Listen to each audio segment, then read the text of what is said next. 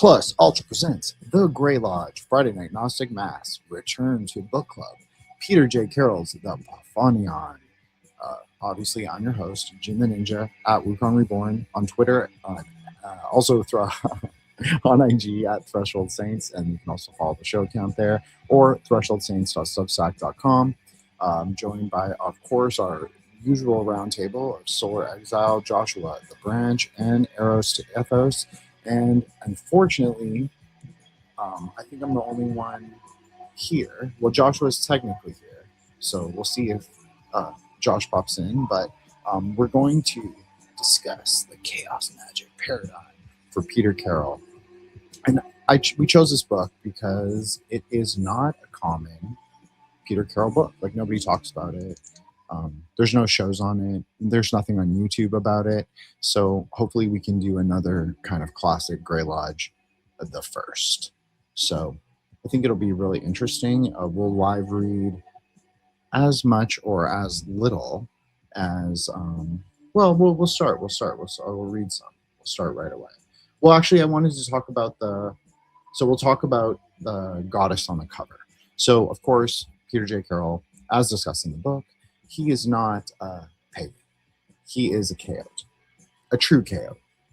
And so he doesn't really understand the deities to be dualistic. Very interesting. He understands them to be non-dual phenomena, which, of course, we'll get into because that's a big part of the section on panpsychic universe. So,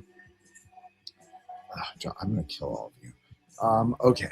I'm a little nervous, I think, because I'm so used to doing these on Twitter, and like I'm a Twitter personality. I'm not so much of a YouTube personality, but you know, we're rocking and rolling with it like we always do. So, obviously he is saying that. Okay, well, we're going to talk about the sigil because I think this is a really aeonic and cool sort of element. So, if you go back and listen to the Aeon of the Daughter series, or you can listen to Professor Solar Exile's Office Hours, which will air soon, no pressure, but soon, on this channel. Of course, being a part of the Grey Lodge. So we're going to talk about, him and I speak about this. But you can also go look back and listen to the Aeon of the Daughter Spaces, which will be on the feed. So Threshold Saints, normal audio feed, and it will also be on YouTube. But, okay, so the sigil. Let's talk about the sigil. Oh, shit, 34 people watching. That's crazy. Okay, so the sigil. So Curricula, who I linked to the sort of Aeon of the Daughter, this sigil actually reminds me a lot of that goddess. Why does that remind me of that goddess? Because, sorry about that ad, because it is an arrow. You can see there's a bow and an arrow. There's a half crescent in the center pillar, and then there's an arrow that could cross. You could say that crosses from Gevurah to Hesed. That's an interesting idea. So you have the three pillars, but there's also an idea in Tantra that there are three arrows. I know, this is crazy, right? So this is a secret ritual activity. If you take three arrows, they're considered arrows of long life, arrows of longevity, other things. And if you listen to this show or to Threshold Saints or to me on Occult Rejects or any of the other shows, you will see that, I talk a lot about like Sameh and how I'm a Sagittarius and how I identify with this motif of the bow and the arrow a lot and how it's important in Kabbalah. Because, why? Because, well, it's important because it's the thing that guides us past Tiferet into Dath or into Keter. So non-dual gnosis, I prefer. Like, love is a cause for knowledge. I'm sorry, I'm still a little nervous, but I think we're doing okay. I think I'm finding my ground, my primordial ground. So, and you see also the triangle in the background. Well, that's also interesting because the yantra of Curricula has three triangles. One is upward pointing, that is black or gray. Another one is downward pointing, and that one is pink. And then there's another triangle that slots into the tip of it, like the Kila, like the little tip of the pyramid, inverse pyramid, is green or turquoise, slime green or turquoise. Can be both. Depends on, your level of reality. So basically, that is that's it just reminds me of that. Reminds me very much of the yantra and has the motif of the bow and the arrow. That's obviously in one way to interpret it. But he obviously credits Austin Osman Spare that he utilized his sort of methodology to build out the sigil. So of the goddess that is featured on the cover, Apophenia. So let's discuss like who she is and what she means to Peter Carroll.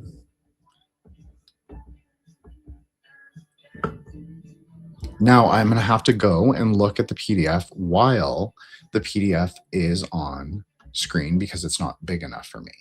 So I won't be able to see if anyone comes in the room. So if that happens, I will check back in a few seconds or a few minutes. So I'll just start reading and then we'll see where we go. Chapter 1. Oh, this book of magic also contains a certain amount of physics.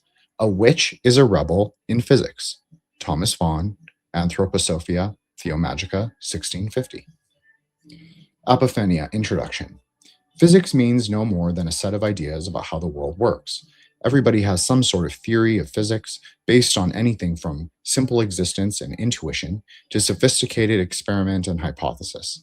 As magic works, at least occasionally, it must form part of any complete theory of how the world works. I regard physics as that subset of magic that works fairly reliably. I regard magic, in the traditional sense, as a kind of physics that we strive to understand and render more reliable. So it all comes down to the same thing, a quest to understand and manipulate the world with a self-consistent and coherent theory. Magic implies an extension of ordinary physics, which should tell us more about how the universe works and perhaps suggest that we can refine the theory and practice of magic itself. As the third millennium begins, most of the uncertainties that have guided thought for the previous 2 millennia now begin to look very questionable. A revolution started to germinate in the 20th century with the advent of relativity and quantum physics and the birth of a completely new esoteric theory, chaosism. This book advances the thesis that all 3 of those new fields now converge to break out of the klipas, princes are breaking klipas, to smash most of the assumptions that have guided humanity for centuries. Welcome to the paradigm crash of the 3rd millennium. Magic and science stand poised to overturn just about everything we believed about life, reality, mind, consciousness, religion, causality, and the universe. If the word magic seems too outrageous, then substitute psychological and parapsychological technology instead. Of course, for the 93% of humanity that eschews abstract thought, the paradigm shift will come slowly, as new insights filter down from those Illuminati who use them to practical effect. Obviously, a Robert Anton Wilson reference. Each of the following chapters of the book begins with the assassination of an idea. Again, Princess of Breaking Klipas, that is held for decades, centuries, or millennia. Each chapter then seeks apophenia in an alternative to the demolished idea. Princess of Breaking Klipas. Apophenia means finding pattern or meaning where others don't. Feelings of revelation and ecstasis usually accompany it. It has some negative connotations in psychological technology, where it implies finding meaning or pattern where none exists, and some positive ones when it implies finding something important, useful, or beautiful. It thus links creativity and psychosis, genius, and madness.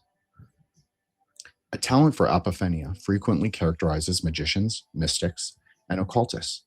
At its best, it opens up whole new fields of human endeavor.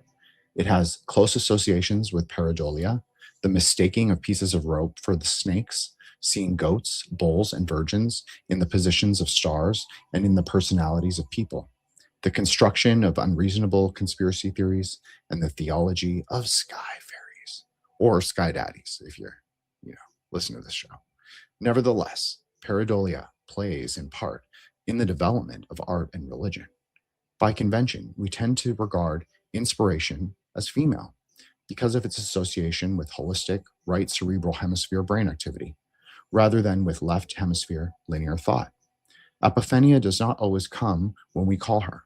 Sometimes she rejects our seductions and entreaties. Sometimes she calls when we're out of our heads.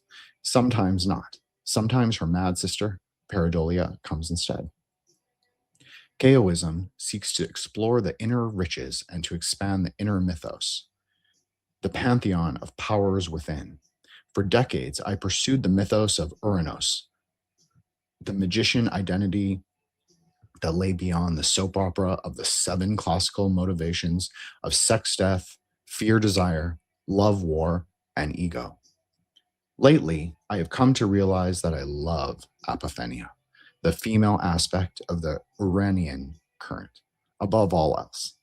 Uranos and Uranus lies outside of the classical 7 planets and their fancifully attributed motivations, and thus provide a useful counterpoint to the normal solar identity or ego. He's talking about Tiferet here. I have a modest taste in deities.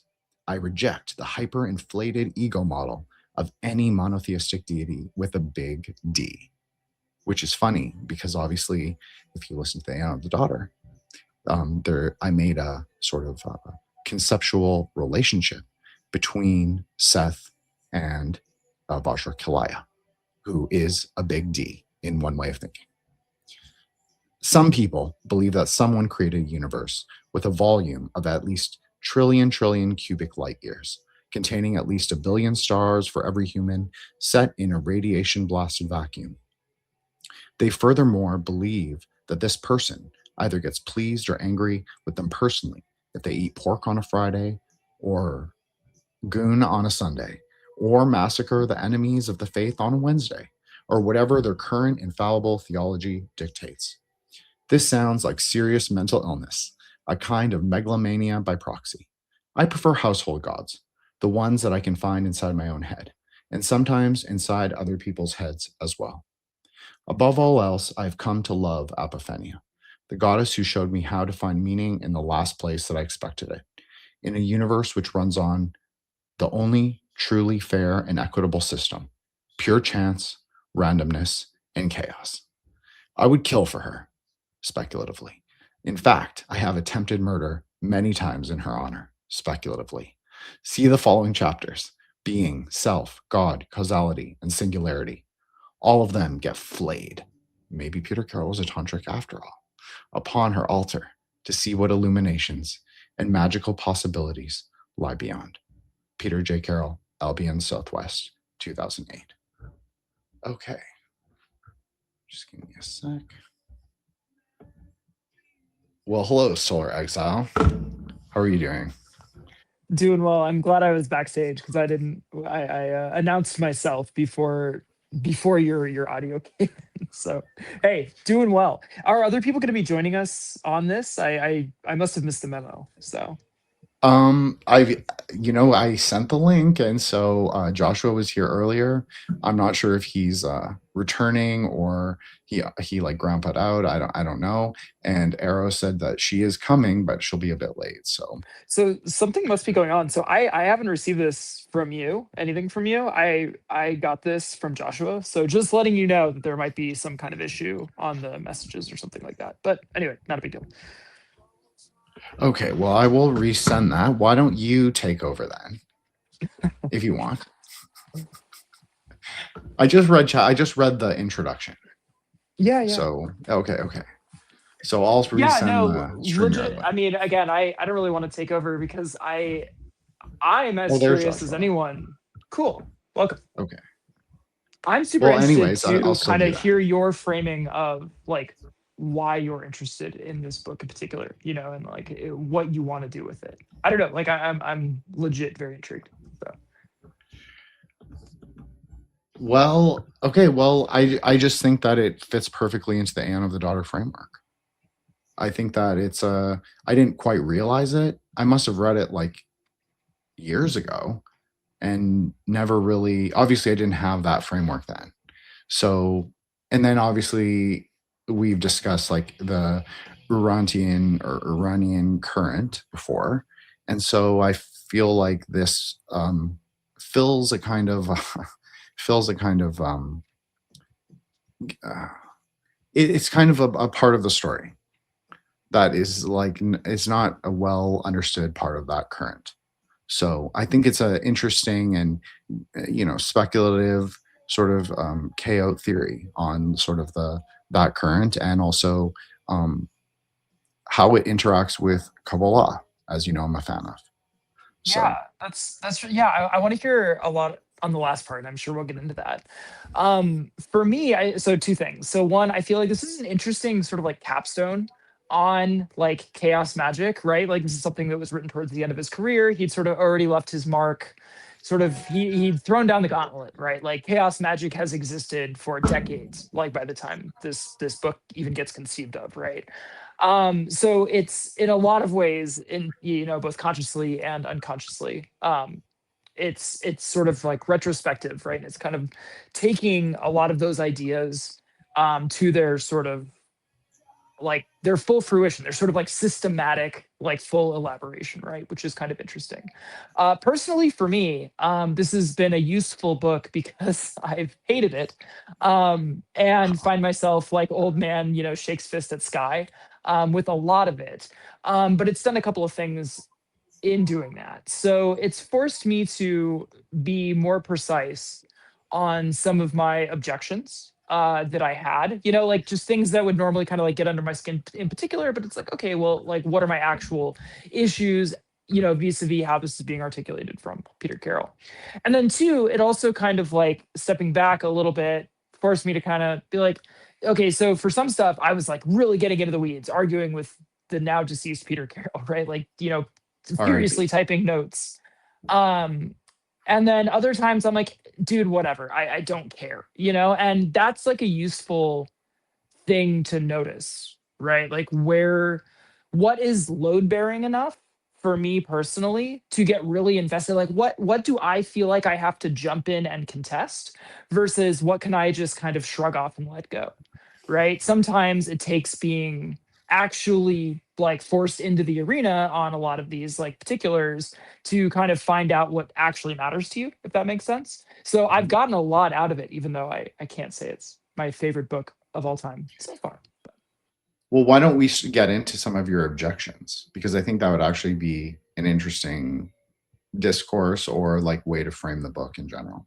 Because I like this book, so I think it's a good polarity, perhaps. Sure. Yeah. Okay. All right. So vis-a-vis panpsychism, I know there's like a million different flavors of panpsychism. Back when I was hanging out with Dave Chalmers, he was more interested in a limited version of it that was principally intended to kind of like address the question of qualia. So the old version of panpsychism was something to the effect of that all sort of material in the universe carries with it a sort of uninterpreted qualia seed or something to that effect, right? That when processed produces the experience of what something is like. However, that was still subject to a sort of like information processing system or like a sensing, like the process of like sensory input, right?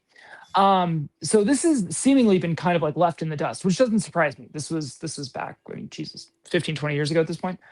Um, and if that sounds more like an informational model of the universe than anything truly like panpsychic, you're not wrong, right? Like that, I think has been sort of taken in a different direction in terms of like cog sci and philosophy of mind. So the hard version of panpsychism that Vic Carroll is introducing here is this basically where you have sort of consciousness at every, like anytime. He doesn't say when things exist, right? Because he wants to make everything a verb and all of that stuff. He's very strong about that. But like everything is conscious, but in some extremely limited sense. And then you get sort of like more and more complex, like articulations of mind when you get more complicated structures. Presumably, one of the more complicated that we're familiar with being like the human mind, right? Um, And You didn't like I his. You think, didn't like his metaphor of the stone. I thought that was really interesting, Kabbalistic. okay, well, here, bear with me. Let me just put down my like I'm specific sorry. Go philosophical ahead. Go issue with ahead. this. No, I'm getting there. I'm getting there. I'm just trying to like, for people who maybe haven't read it, the book. Um, the problem with this is Peter Carroll also wants to obviate all. Hello. My apologies. He My wants to apologies. obviate all like object distinctions, right? So there's no like discrete thing, and this is very like dharmic in a way, right? There's no discrete thing that is a mind, a body, a being. Like these things are in flux. They don't have like fixed rigid boundaries. So what ends up happening is there's no clear reason why less, for instance, less complicated sort of like consciousness routines would be subsumed by higher level ones. So let me give you like a specific example. So if Solar's consciousness right now, let's call it consciousness level N, we can imagine take out one little neuron in this example, and that's Solar's consciousness N minus one. And then we take out another neuron, right? And it's N minus two, right? I don't experience N minus one, N minus two, N minus M, right? I only seem to experience Solar's consciousness at level N, right, in this example.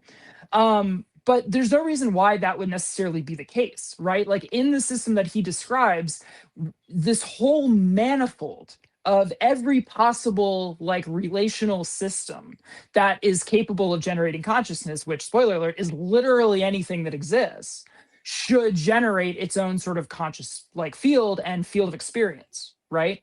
But that's completely alien, and that sort of like has this problem of it ontologically multiplies conscious beings or systems or whatever you want to say, like not literally infinitely, but just astronomically, right? It explodes the number of sort of consciousnesses that exist, not just in terms of, oh, that rock has some like rudimentary like conscious whatever, but I mean like within things that we think of as being unitary, which obviously he disputes directly later in the book. So that's irreconcilable with my experience. I don't experience, like, you can imagine the version of my consciousness that has like a deficient color vision processing.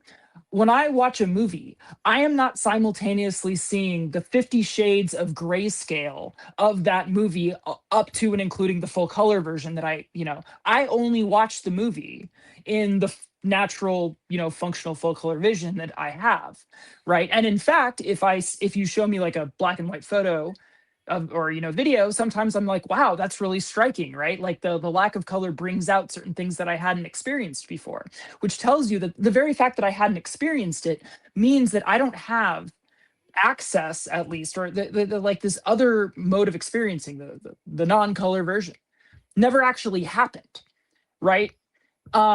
Anyway, so it's just this is kind of like a basic problem that I have with all panpsychism that he's especially committed to, because he doesn't want to draw ontological boundaries around anything, right? There's no reason why I shouldn't have like a trillion different layers of consciousness in my sort of like field of awareness, right?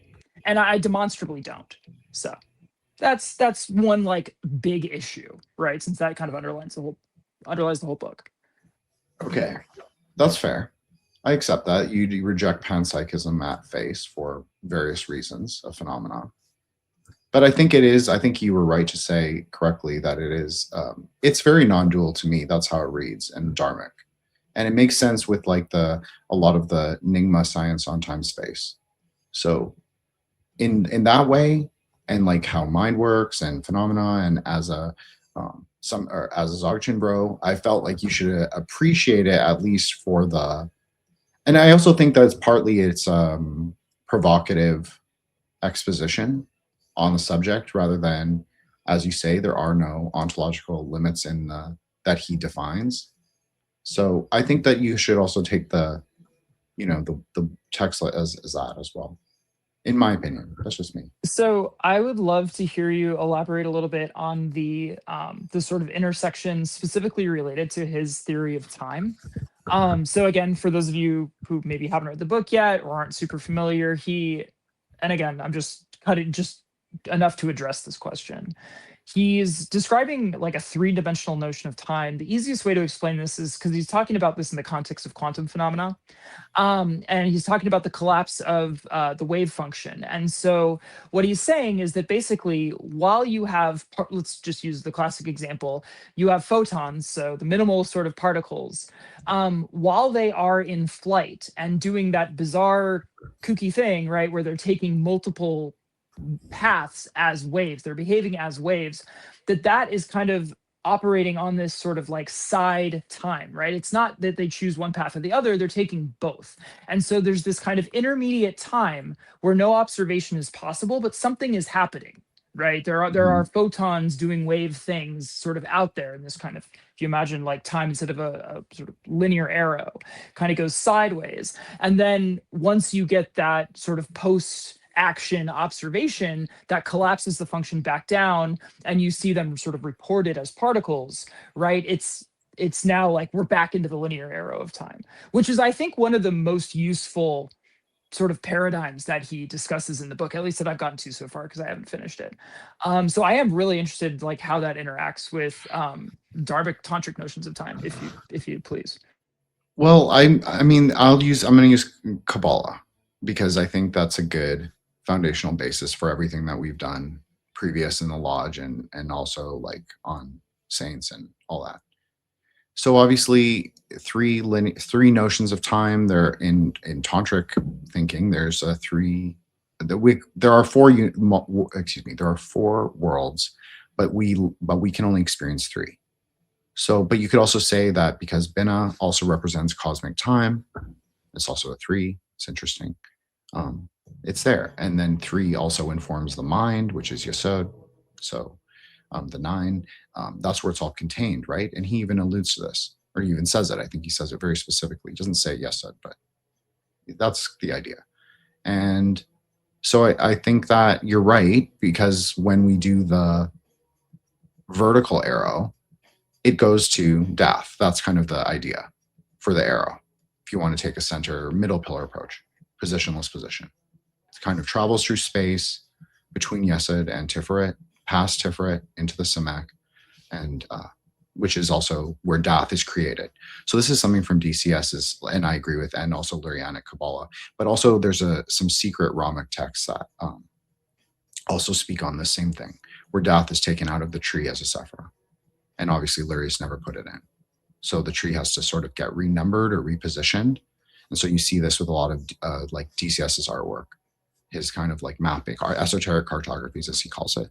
And so Dath is created in the sort of dialectical relationship or dialogical relationship between Binah and Hokmah.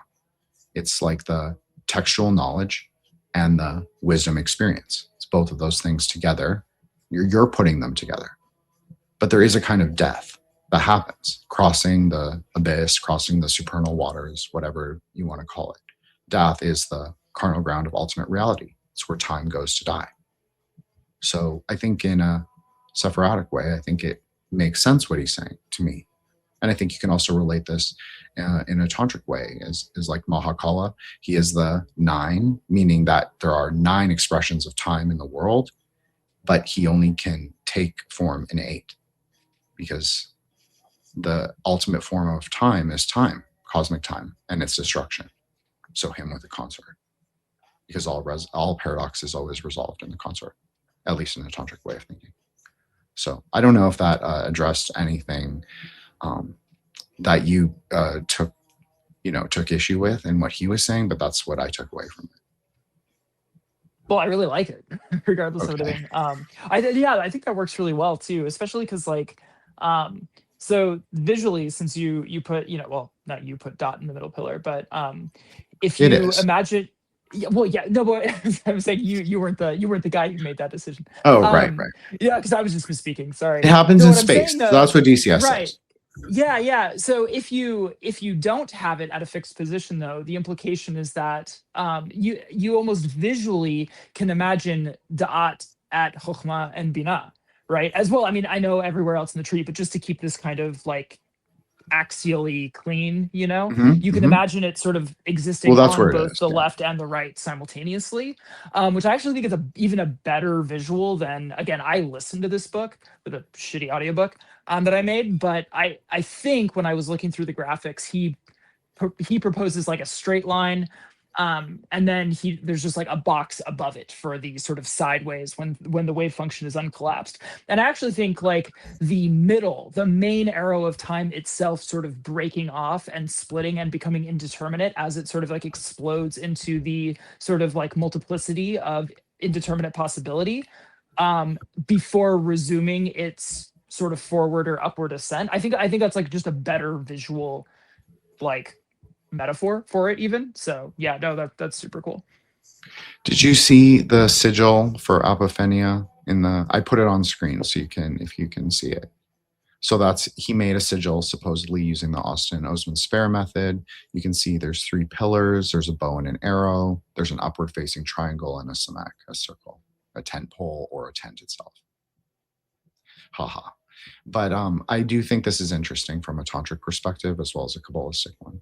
So I do agree with what you're saying. There's a horizontality and a verticality. And that's kind of like when you're saying collapse the wave function, I'm thinking like collapse the space between Keter and Malkuth, because there is no space between Keter and Malkuth. It is just you, just consciousness. That's how I would describe it personally.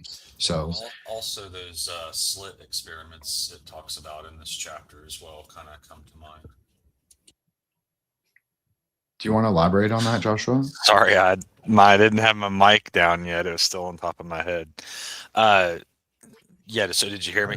Yeah, so in that chapter, he's talking about like the double slit experiments and such.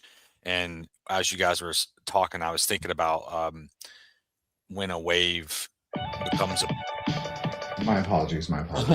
It's uneven. The volume. Was that Sonic or something? No, it's the play. I have a playlist going, but it's like uneven in its volume. So I'm sorry. I apologize. Okay. I'm trying to beat the algo. But yeah, so whenever you guys were talking about like a wave has more unpredictability. In a sense, it can be predicted, I guess, if you know its function. But in a sense, it's more unpredictable. And it kind of reminds me of like the Emerald Tablets of Thoth, where he says to stay in the curves. So when you're studying like cryptography, for instance, those the values that you're searching for usually lie on like this ecliptic curve, which is a wave essentially, right? And if you get a series of them, you can kind of see the pattern, but you don't really know where it's going to be, right? But at any point when you observe it, it does have a location, but you just can't necessarily predict where it's going to be next. So I think that's why his advice was in the spirit realm, which is where we're kind of talking about these mechanics here. Thoth's wisdom that he was given to the reader was to stay in the curvatures, which I think is where these it's like prime numbers and such that can't be predicted, whereas then the collapse of that wave becomes a straight line, which is absolutely predictable, and so it becomes more like a laser beam as opposed to like a radio wave or a television wave, which is really wide and long. So when you guys were talking about that, that's what I was thinking about. And so that sigil there got me thinking about the those experiments where they had the slits. So when you have a wave approaching it, depending on where that particle is in that wave, it may or may not pass through the slit, right? And so that's why in that experiment, the famous one anyway, it shows like that spattering of all the particles, on the other side of the slits, where some of them have passed through and some of them have not. But light does behave in funny ways where it can kind of bend as well. So when we're talking about light in this case, it can behave a little differently, I suppose. And furthermore, in the book we're reading here in this chapter later on, it talks about using the double slit experiment, but with mirrors and having silver used on the mirrors. And so it got me thinking too, like, well, I never really heard of mirrors being made with any other metal, but why silver, you know? So, but it was talking about how light passes through some of the silver atoms and doesn't others. So it's almost like silver itself, this silver lattice, I suppose, almost acts like a double slit type of thing as well. So I was just reading all that, and that's what it got me thinking about when I saw that sigil. I was like, I wonder if he was inspired by what he was writing about, you know? But also the triangle there is a delta, which usually represent, if you were talking scientifically, you know, because he's writing very scientifically, that would usually represent like heat or some element of change. And then if you really look closely, he almost got like some type of alchemical cross symbol in there, you know, or something. So I think there's probably a lot more to it, but I would have to read more of the book, I think. But that's the whole point of his book, right? Is to see connections and things that maybe aren't really there. And I think that's kind of what we're talking about with the wave function, is when two things are directly connected, like Charlie and It's Always Sunny in Philadelphia. He's got the red lines stuck with a pin, right? That's particle from here to here. We can make that connection. But wave is more like when a detective gets a hunch and he follows his hunch, right? He may not have the proof that he needs, like Charlie does in that meme, but somehow, you know, he kind of is intuitively, you know, inferring what might be the case there. So I don't know. I think that's where, like, into, because the very next topic after this is magic. And so I was also kind of thinking, like, well, why is this guy talking about double slit experiments and three-dimensional time and stuff like that? And then right after this, he starts talking about magic and divination and all that. And so I was also already thinking about, well, what's the purpose of magic then? You know, so I'm wondering if also he thinks maybe the observable effects, or tangible, if you will, effects, quantifiable effects maybe, of magic is affecting time or the wave function, etc. So those were just some thoughts that it had generated in my mind. And thank you for letting me talk, because now I know that it works. And Look, it's Listen, sorry, Solar, go ahead. No, go ahead. just real quick. So for those keeping score at home, the Aeonic word that you want to look into for collapsing into the sort of laser beam intensity is chem. It's XEM. It's the one we don't talk about. So I think one of the more, I don't know, a useful, like, minor substitution to make sense of a lot, like, not, I don't want to say salvage, obviously that's bringing in like my biases that I've already stated. You can get a lot of mileage sort of swapping out like field theory, which I don't exactly know why that became like a little bit less popular than it was in like the late 70s and early 80s, in terms of like using the idea of like T fields and L fields to make sense of the sort of like coordination of complex like systems, like within the body, both of thought and of just like biological activity of life. You can get a lot of mileage by bringing in some of those concepts, especially which I bring up now just because when we're talking about the distributed nature of, well, like Joshua was just talking about, like photons and electrons, right? How they behave, not like particles, but their sort of diffuse nature is required for a lot of the results that we see, right? They sort of insist on acting as though they were not single things at like specific points, you know, collapse down, which is incredibly interesting. Anyway, and again, if we want to talk about fields, we can a little bit. I hope also that we get to the sort of like his deconstruction of the self. That's the other reason I wanted to sort of like seed fields into the discussion, because I think there's like a lot you can do there. And I'm also interested to see some of the intersection, either Jin with your sort of like tantric stuff, or if you want to think about these things more in a Western tradition of like lower level like spirits and servitors, and the kind of emerging idea that a lot of contemporary occultists have of like an inner pantheon, things like that. Those ideas are becoming very popular. which is interesting given the rising popularity of people thinking of themselves as plural systems or whatever the cool kids on TikTok are talking about these days. There's a lot going on there. Peter Carroll is ahead of the curve, I think, in some ways, predicting mental illness. But anyway. Well, okay. So first of all, like this is our first YouTube live, like the three of us. So we do have some growing pains, but that's totally okay. And it is what it is. And I'm even nervous to do this, like for real. So I think I'm gonna rely on Kabbalah, and I'll bring in Dharma and Tantra as needed and as I can. But I think a lot of like what both of you are talking about, like light and sound, like those are the two fundamental properties of reality, of Maya, and of Tantra as well. Because what is sound? Sound captures the space. So we were talking about like how to create death. Well, if you're using a tantric model, you would use the primordial word, a bija, and you would speak it into space, which would capture space. So that is the only thing that can capture space, which is also light. And that would help you create non-dual gnosis, or help you get to non-dual gnosis. That's probably a better way to frame it. So, and of course, light is also the dakinis, is the many resplendent rays, and their names are the names of light, which are color. So it's like Hod and Netzach together, and like our perception.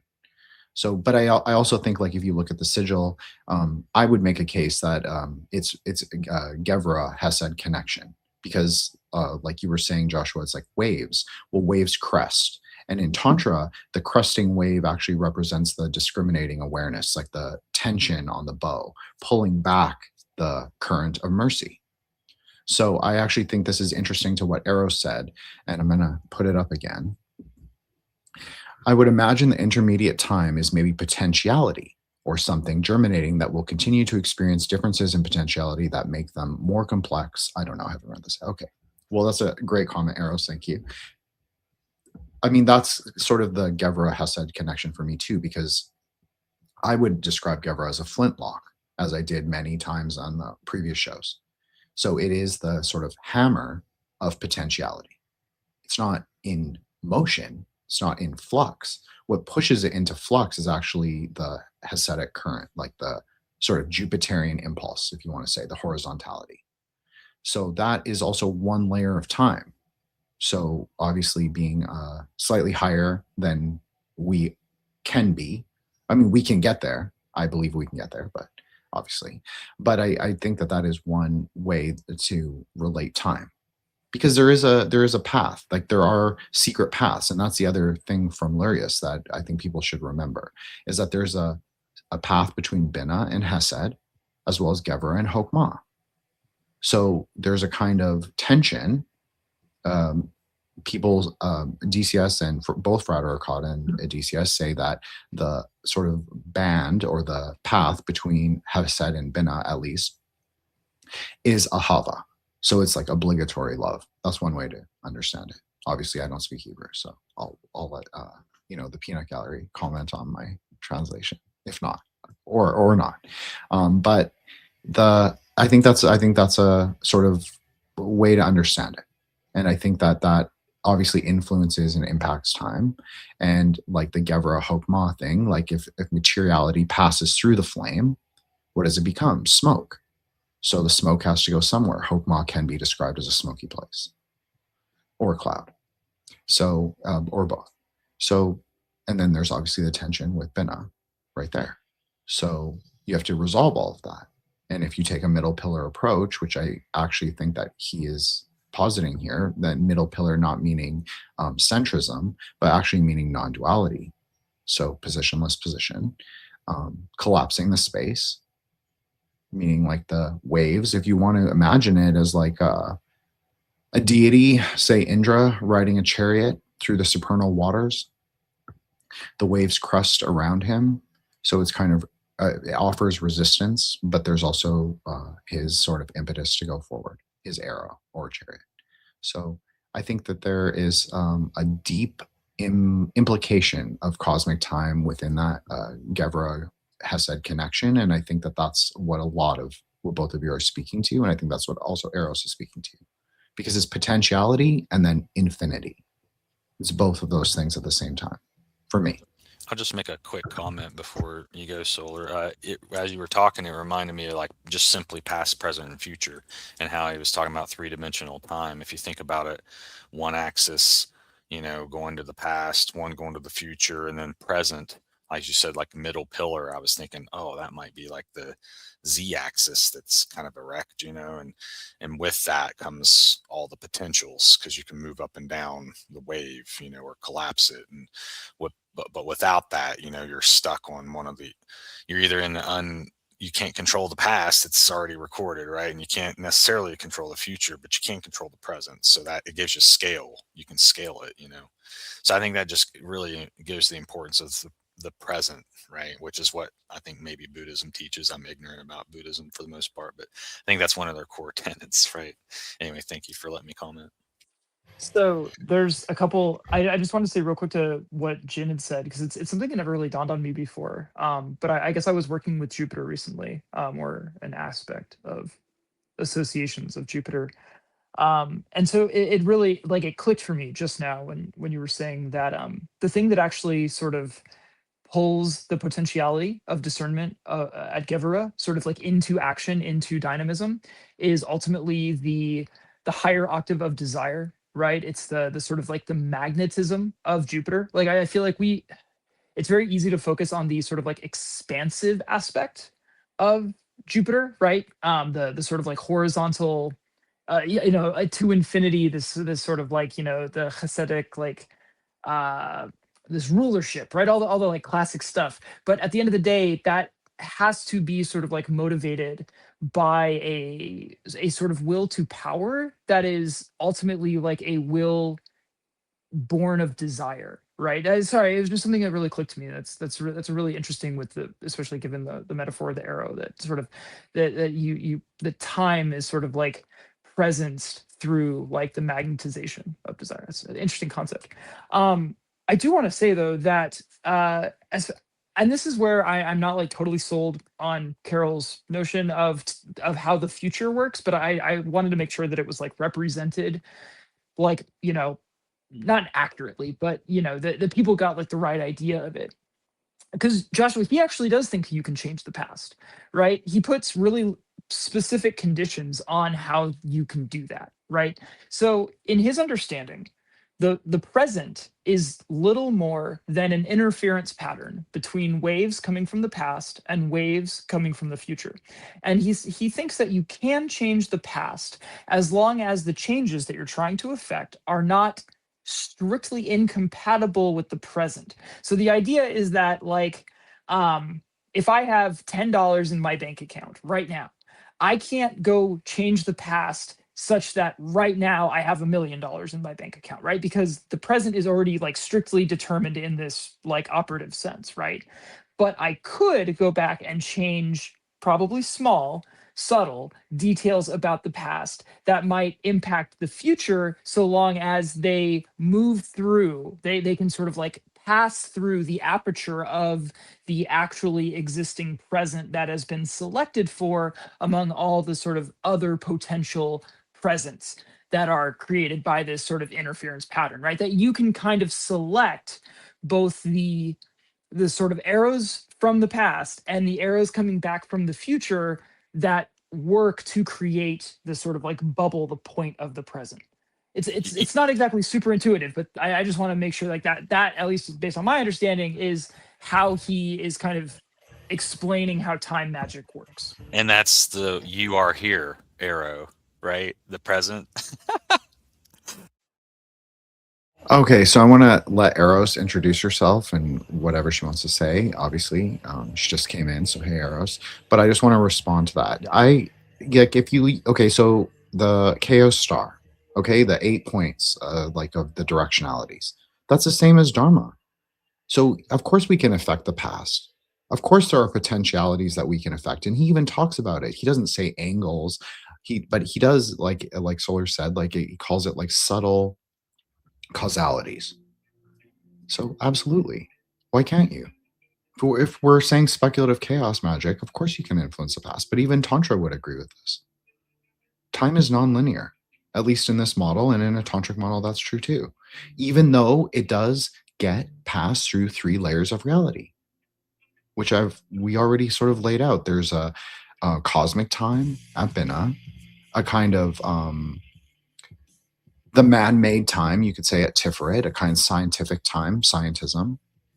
And there's also a time at Yesod, which is the sort of observational, not observational, but it's natural time, we could say, like seasonal changes. That's why the lunar cycle is always linked to like agriculture. Yes. I even have a theory about like what I call the animal clock, which is if you like, for instance, I was out foraging yesterday, and as soon as I heard the peepers, like the frogs, I knew it was 8 o'clock because they start at 8 o'clock, you know? So how do they know what time it is? You know what I mean? So there is an element of time that even animals can kind of pick up on, and maybe that's just the sun. I don't know. But Well, it's there both is, sound yeah, and light. It's vibes, which is Yesod, which is like the feelings beneath our feet, the vibrations, the sound of the natural world arising in us, in our perception, as well as the luminous nature of Maya, the luminous nature of reality, as we are the witnesses to it. Because there's 2 other polarities. It's not just the 8 directionalities. There's the 2 polarities within us, the channels of Rahu Ketu. I know this is contentious, but it does map to the tree, and it does also map to the outer 3 planets if you make the, as David Rankin said, good job, Jin, if you make that leap. So that's all I want to say. and Eros. also, welcome. Oh, sorry, Joshua. Well, I was just going to say, and welcome Eros, but I did have a comment. I didn't want to talk again before she had a chance to talk. Eros, do you have any commentaries or thoughts or argumentations for or against what we've said? No, I think it's been great so far. Hi, everyone. Hello.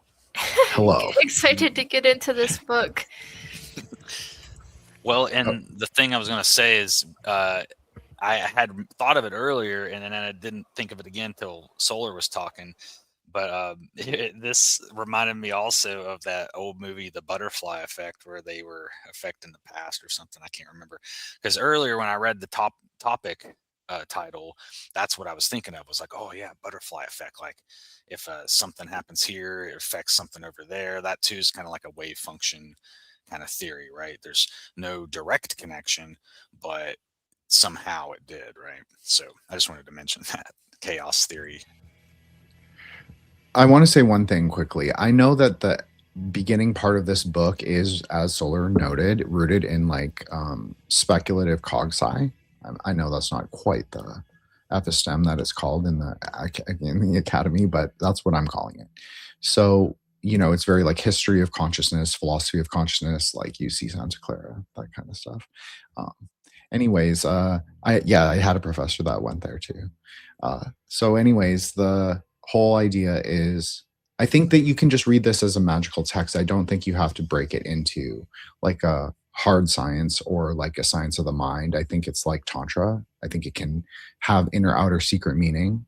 I think that's perfectly in line with what he's discussed before, and our own ideas, like, or at least mine, that I've discussed in every Grey Lodge episode. Like I do think there's kind of non-dual middle path approach to all wisdom literature, of which I would include this. So that's why I refrain from taking like a hard positionality for or against, even though I'm saying I like this book, because I feel like it actually speaks to the Aeonic framework very well. But I understand that there are minutiae and maybe axial issues in the material that I don't know as well, from like more of that scientific and Western esoteric layer. Well, speaking of limitations, the Montauk stuff said there was a limit. They were, allegedly sending children through a portal or whatever, but they could never get past a certain point in time. It was always a statue of a horse they would come to, and that was as far as they could get. And everything was just like completely destroyed. And on the base of the horse, there was some symbols like on the base of it. But I always, wondered what those symbols were. I can't remember if it was in the book or not, but maybe Well, you could talk about that. Well, I'll respond really quickly, and then anyone else who wants to go can go. But Hayagriva, so this Buddhist deity, he's often depicted with a horse's crown. He is also known as the king of the end of time. But this is true of all Mahakalas, but I just thought it's interesting with when you bring up the horse symbolism, because he is like he stands on a sun disk, so very Tiferatic, right? Destruction of like the perception of light, and then the horse head. It's described as speaking in the words of the Vajra Nay. So gross sound, but it's enlightened. So it's like the lightning strike coming back down into our perception, into our reality, to subjugate all the currents, usually Nagas, because that's he's the subjugating deity of Nagas. So he speaks this like we could call it the sound of lightning or the sound of wind. It depends on how you understand it, but it can be both. And he speaks it into reality, and then it calms down the currents. But you can understand Nagas as also being like subtle channels of energy, meaning sound. So I think that's really interesting. But when he appears at the end or the destruction of time. Obviously, Pralaya and this idea of destruction of the multiverse, what is that? Well, something that I've always argued in the spaces is that apocalypse is also a revelation. So perhaps the perceptual creation of death or dot is also in that sort of end of time.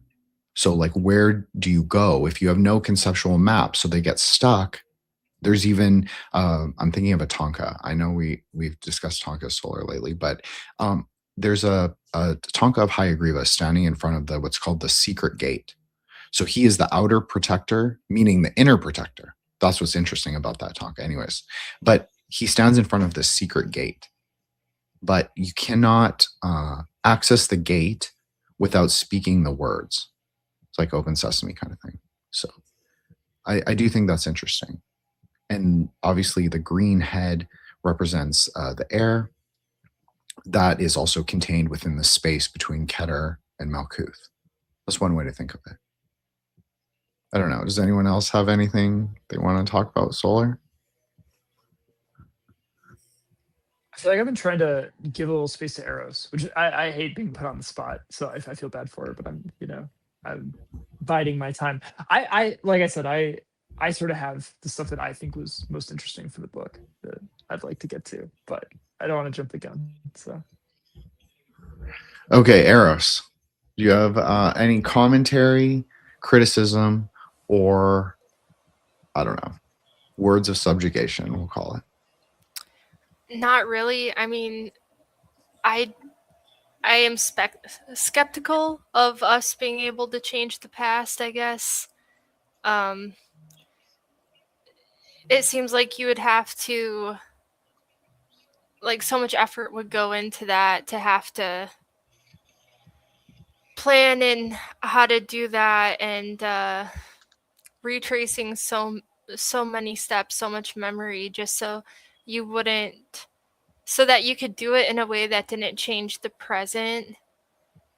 Because if you were to, I mean, maybe you could do it if it didn't require concentration, and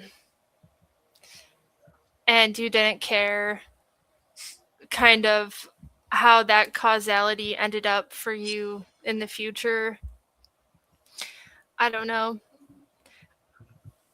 I think I can comment on that. I can Go for it, man. please.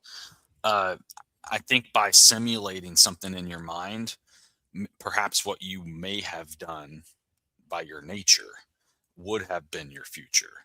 And so you can control the past, which is any choice you make becomes the past, right? But by simulating in your mind while you're in the present, you can change the quality or product of your past by changing your nature. But if you don't change your nature, then you have more of a predictable past. So it's almost as if you have a collapsed function that is predictable if you think like an animal, for instance. But if you think like a higher minded person or bird brain or whatever you want to say, then you change your past, but in the present. And it's because now you've kind of changed you use the simulation function of your mind to change the probability outcome. Now you got a different outcome. So I think it's a little different, like reaching into the past and changing it. I don't think is necessarily possible, but I think you can change the past by changing the present. Because if somebody's predictable, for instance, and then all of a sudden now they're unpredictable, you see what I mean? That's now they don't have that same past, maybe. So maybe that makes sense. Perhaps it's like you can control the past and the future both by being in fully control of the present, perhaps. So I think there's two ways you can approach this. One is more literal and the other is conceptual, right? So I think the best way to make sense of the literal, I know this is not a book that's like hinges on simulation theory, but I feel like the way a simulation theory guy would explain this is probably like in the ballpark of the most plausible way that quote unquote changing the past could work. The idea being that for things that are largely inconsequential. Okay, so like you go outside one day and you flip a quarter and it lands heads, right? You whether that lands heads or tails, like sort of only exists in the memory of one person, right? It's not really of any like consequence. And so the idea is that like there's something about the universe that tends to like render both the past and the future, the probabilistically determined future, in the kind of like lowest resolution possible until an observing agent actually like calls that place into being, right? Whether through memory of the past, whether in the present of like, physically encountering like another object, another like operator, things like that, or by advancing into the future, right? You walk to the top of a hill and then all of a sudden the trees like come into view, right? Like a simulation theory person would be like, one of the benefits of the system is that the universe doesn't like quote unquote render, right, all the particularities of that valley with the trees and all that stuff below until there is a sort of like conscious observer actually like calling it up. It's actually like rendering it, right? And not just in the experiential sense, but even in terms of like the sort of energetic properties of the hypothetical river valley, right? Because a lot of those effects are incredibly diffuse and it sort of doesn't matter exactly where each like pine needle is located, right?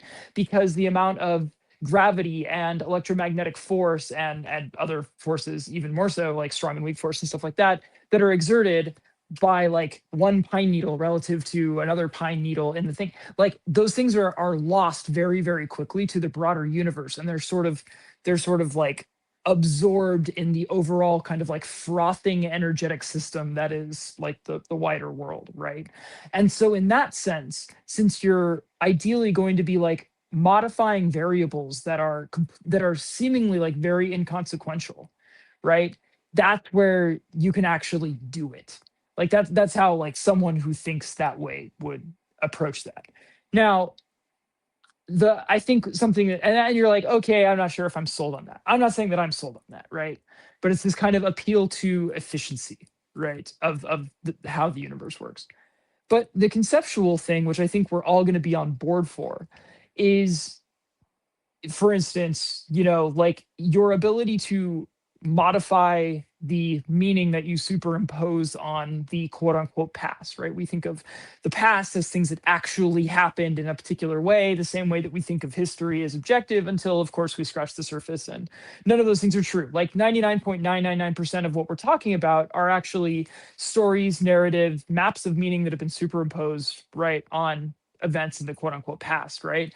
And so there's tremendous potential, particularly in terms of like magic relating to our own lives, mostly, right?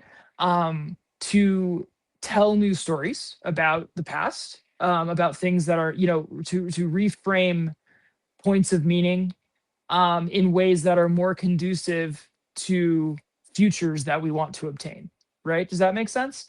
Now, that's a much less like, pyrotechnic claim, right? That's basically like your therapist could have told you that, right? You don't need to be a mathematician magician like Peter Carroll to tell you that. He goes all the way. He thinks you actually can literally, he thinks you can do the first version of literally changing the past.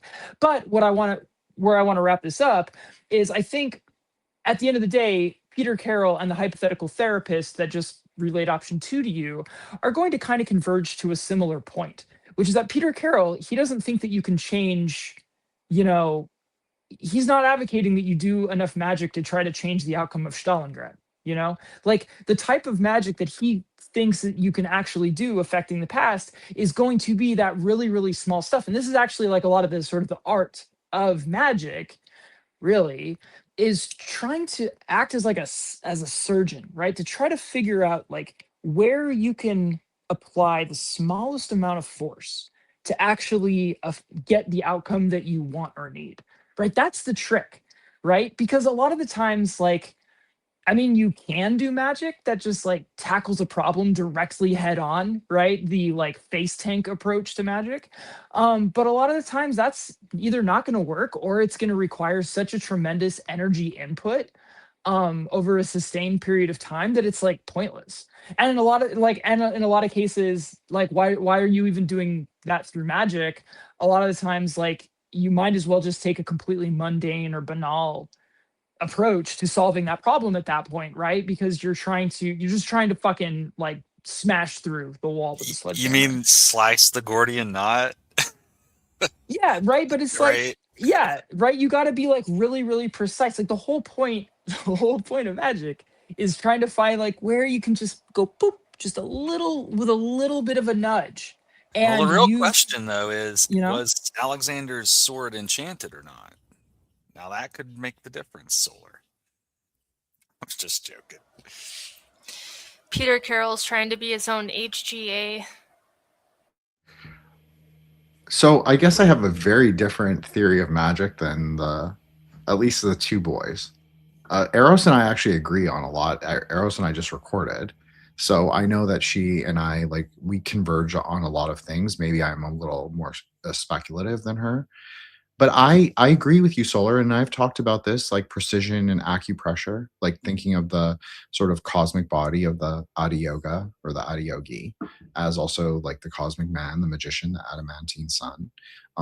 Obviously, you want to apply precision and acupressure to the points where it is malleable, but all reality is in one way malleable. But I also want to caution, and I agree with this, is that I'm not a sim theory person at all. I reject that 100%. 110%. So, but I do actually think that you can. I know that's very like tantric and, you know, whatever. Read the Nyingma books on time space. It's called New Knowledges on Time Space, a Nyingma Perspective. There's like a series of 5 books. They're from UC Berkeley Press, written by a professor of physics who's also a Nyingma Lama from Tibet. So I think they're really cool and interesting. And I think they present like the actual tantric, like very Kalachakra, and it's not particularly Kalachakra necessarily, but I think it's an important sort of orientation to tantric mind sciences. But that brings me to that point. I think magic really is. Oh, sorry, Joshua, go ahead. Well, I just want to interject because I was thinking again about why he's writing about these topics prior to then talking about magic. Because if in another way, I was thinking like, well, how can you change the past?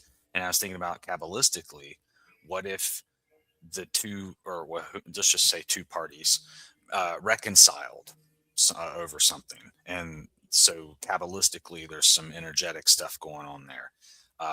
With something that has happened in the past. Well, now something that has been kind of recorded and put in the past is now dredged up and made malleable and reconfigured. It's almost like the art of repairing a broken pottery or whatever.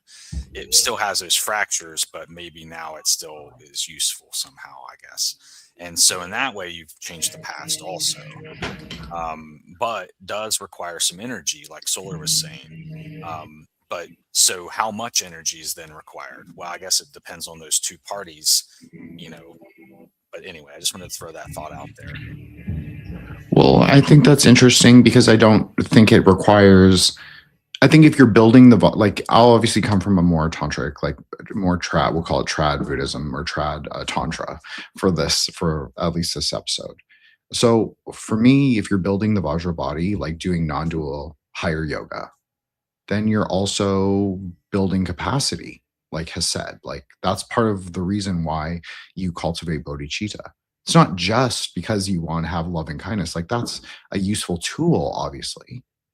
And it's not just a tool, it's like a kind of ontological goal. But regardless of that, it's also because that has a secret and an inner meaning. It has like a biological as well as a tantric meaning, magic layer.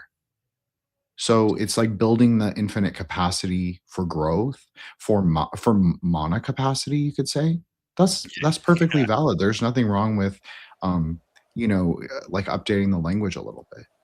So, but I also think like what are you sacrificing? Like, or not sacrificing, but what are you, how are you getting the energy? How are you recycling the energy? Well, if you're doing the practices every day, the idea is that you can like affect both gross and subtle forces in the world. So like Solar was talking about, like the tank methodology of just like you just run rampant in the dungeon and you sort of get aggro of all the bosses, right? So, or all the mobs, the trash mobs. So basically, yeah, I mean, Roy Jenkins. well, I think that you can. I think that I think that why not? Like, why not use the practices for both, like that stuff, but also like everyday stuff? Like, that's what I think. That's how I think of magic. I think it's like you bring it with you into the day, rather than say it's like simply in the ritual component or the sadhana practice. It's like, no, you're bringing Dath with you as you go. You're bringing like the Apophenia with you. That's kind of how I see it. So it's like the tension between the strings of the bow. And I also think like what Solar said about like desire versus like infinitude. I agree with that. But as I have always said, like I think that the quote unquote, I would not ever call it desire, or I would call it like desireless desire, which I know is paradoxical, but I think that's interesting and it's very tantric. Because it is like through the discernment of the Gevratic flame, which is not really red. So like you were talking about, Joshua, like a laser. So I was thinking like, okay, like Curricula, like her bow is actually composed of like vines and flowers. And so are her arrows. So it's like actually going to reflect upon the waters, not necessarily the red that we think of as Gevra or Mars, but it's actually going to reflect like the multitude, the splendor of the garden. I don't know. It's just an interesting idea. You also reminded me of how a skilled archer can curve their arrows, and a lot of times they'll achieve that effect by they'll bite off part of the fletching, like maybe one of the 3 fletchings will be maybe tore off, and they'll shoot the arrow and it'll actually curve. And so in that way, novelty sometimes can give you the upper hand, like in battle, where a predictable straight line shot from an arrow, they can get cover from, but then, a curved arrow, you didn't see that coming, right? So I think in certain applications, novelty like that can be quite advantageous. But I did want to comment also, Eros left in the public chat about, she expanded a little bit on what she meant about the HGA. And I had a similar, I could relate to that. I was just saying, I think of it, I think of as past Joshua, present Joshua, and future Joshua. And when I feel lazy, sometimes I'll remind myself, I'm like, you have to be kind to future Joshua. And then when I meet that moment in the future, I'll then remind myself, thank you, past Joshua. That was really cool of you to do that favor for me, So when you lighten the load for your future self, you can be your own best friend in that sense. I mean, yeah, I think that's true too. And I think also interesting about Curricula is that she expands into like what people would know as like Indra's net, But if you read like the Wangdu prayer, which is the great cloud of blessings, the magnetizing prayer, so like what Solar was saying, the flame magnetizes us, right? We look at it, we're transfixed. We don't necessarily move, but it depends on our positionality. Do we walk through the flame? Well, the flame is heatless from afar, but if you go closer to it, it becomes hotter, right? Desire. But she actually expands if you read that prayer, and she becomes like a net, a magnetizing coral colored net with emerald or turquoise flashing, depending on translation. But anyways, so the point is like she sort of gathers it into the single point. But what is you were talking about like the fletching, like the feathers, quote unquote, on the arrow. Well, her arrow is a flower tipped, so it's a 5-pointed flower, an upala flower. It can be a mallow, it can be a hibiscus, it can be visualized as different things, like different plants, like because her traditional function is to heal snake bites, like poisonous, actual, physical. I'm not advocating this as like a medicinal replacement in any way. I'm just saying that as a Sadhanamala goddess, her mantra is used to cure snake bites. So sometimes in like inner alchemy sadhanas, the flower on her arrow is visualized, like in your mind, is visualized as the medicinal substance, a flower, a particular flower that treats the snake bite that you have. And it can also be understood as quicksilver, as sotel, medicinal grade mercury. It's a very important concept for her kind of like idea. And why I'm bringing this up is because obviously she holds a bow and arrow. But this also has like an astro-theological meaning. It can mean, if it's pointed, if you think of it as like from the sigil from the beginning of the book, you could say she's standing in the western gate, so at Gevra, in the palace of fire, you could say, holding the arrow, and she's facing Hesed, right? She can see the reflection of the flames across the water, blazing across the water.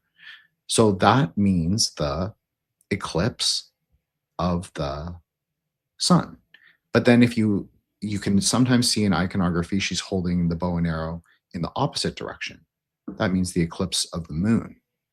So what I'm just trying to say is that there's all these different layers. It's not just the Tonka depiction.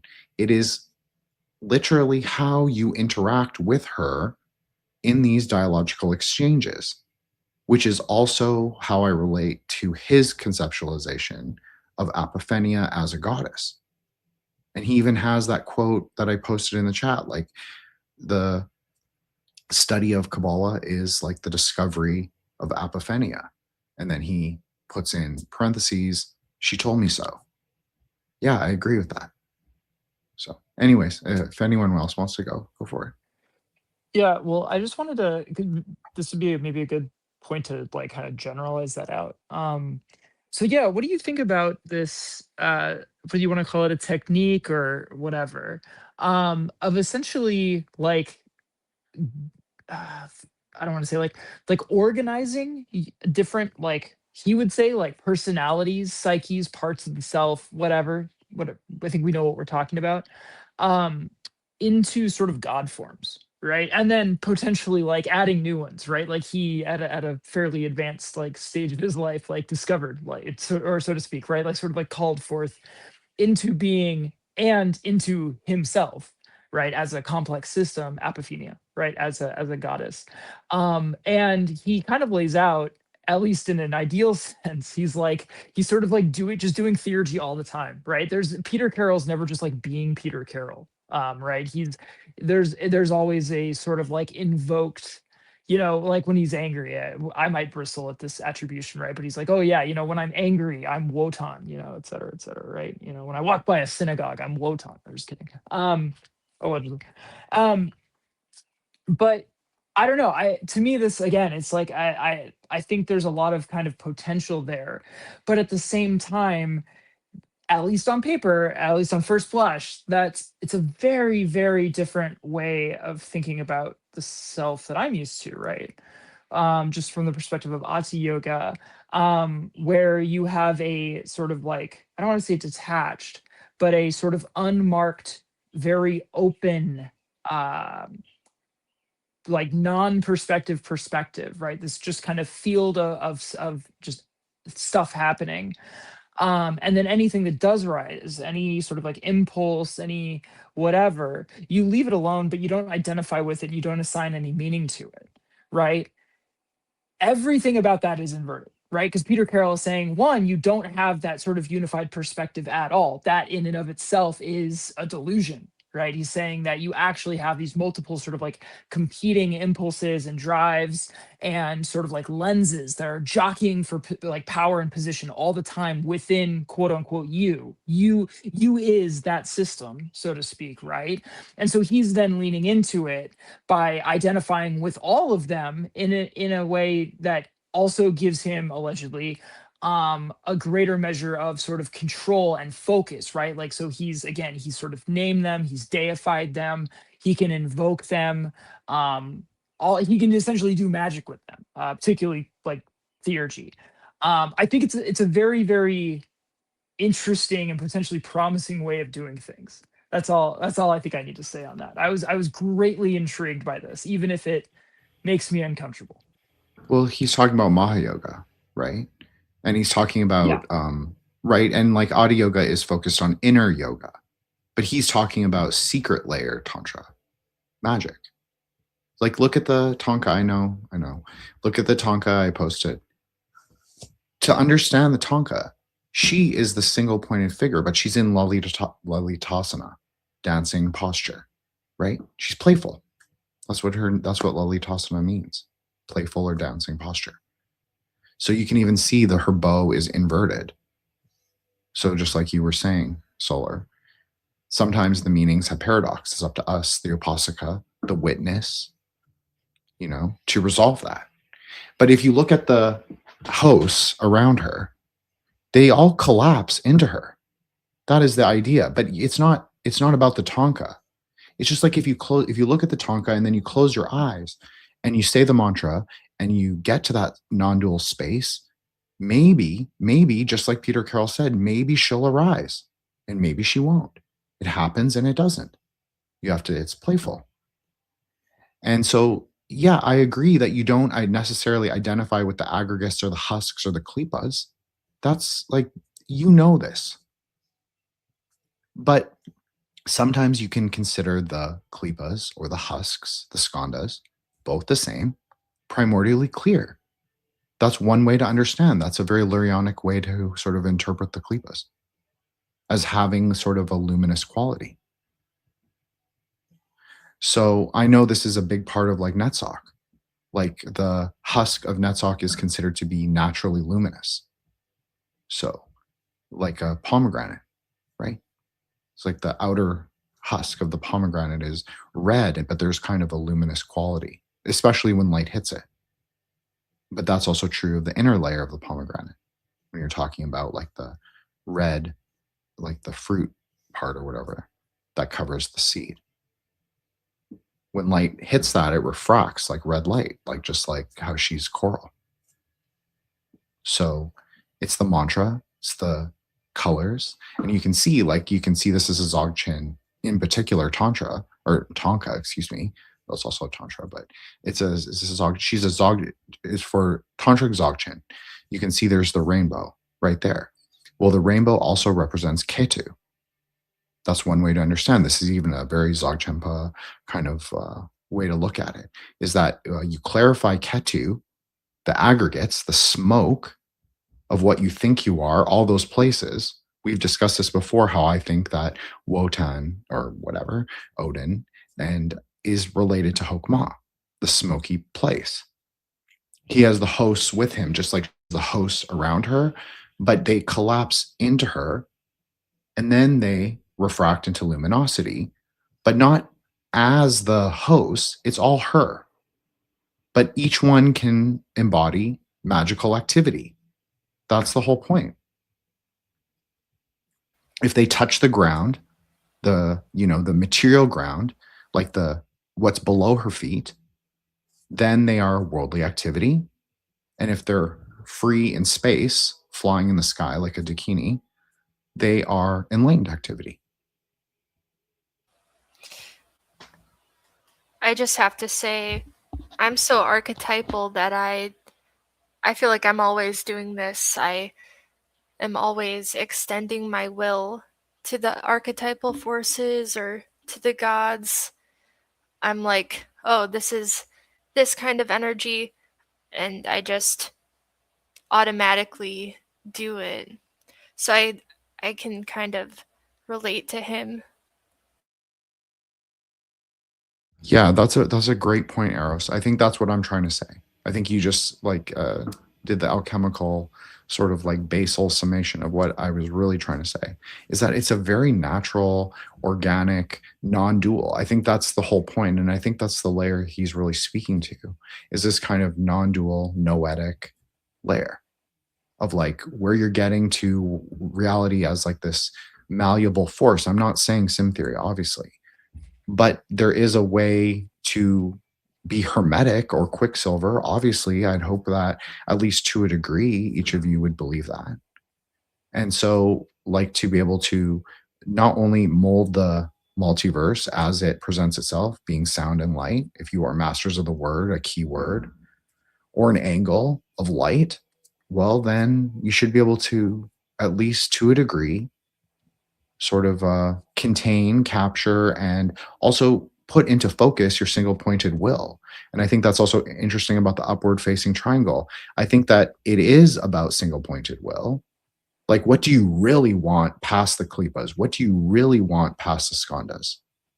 Rather than allowing them to inform, or like subconsciously, you could say, like in the sublunary realm, like we were just talking about Ketu. Ketu's very sublunary.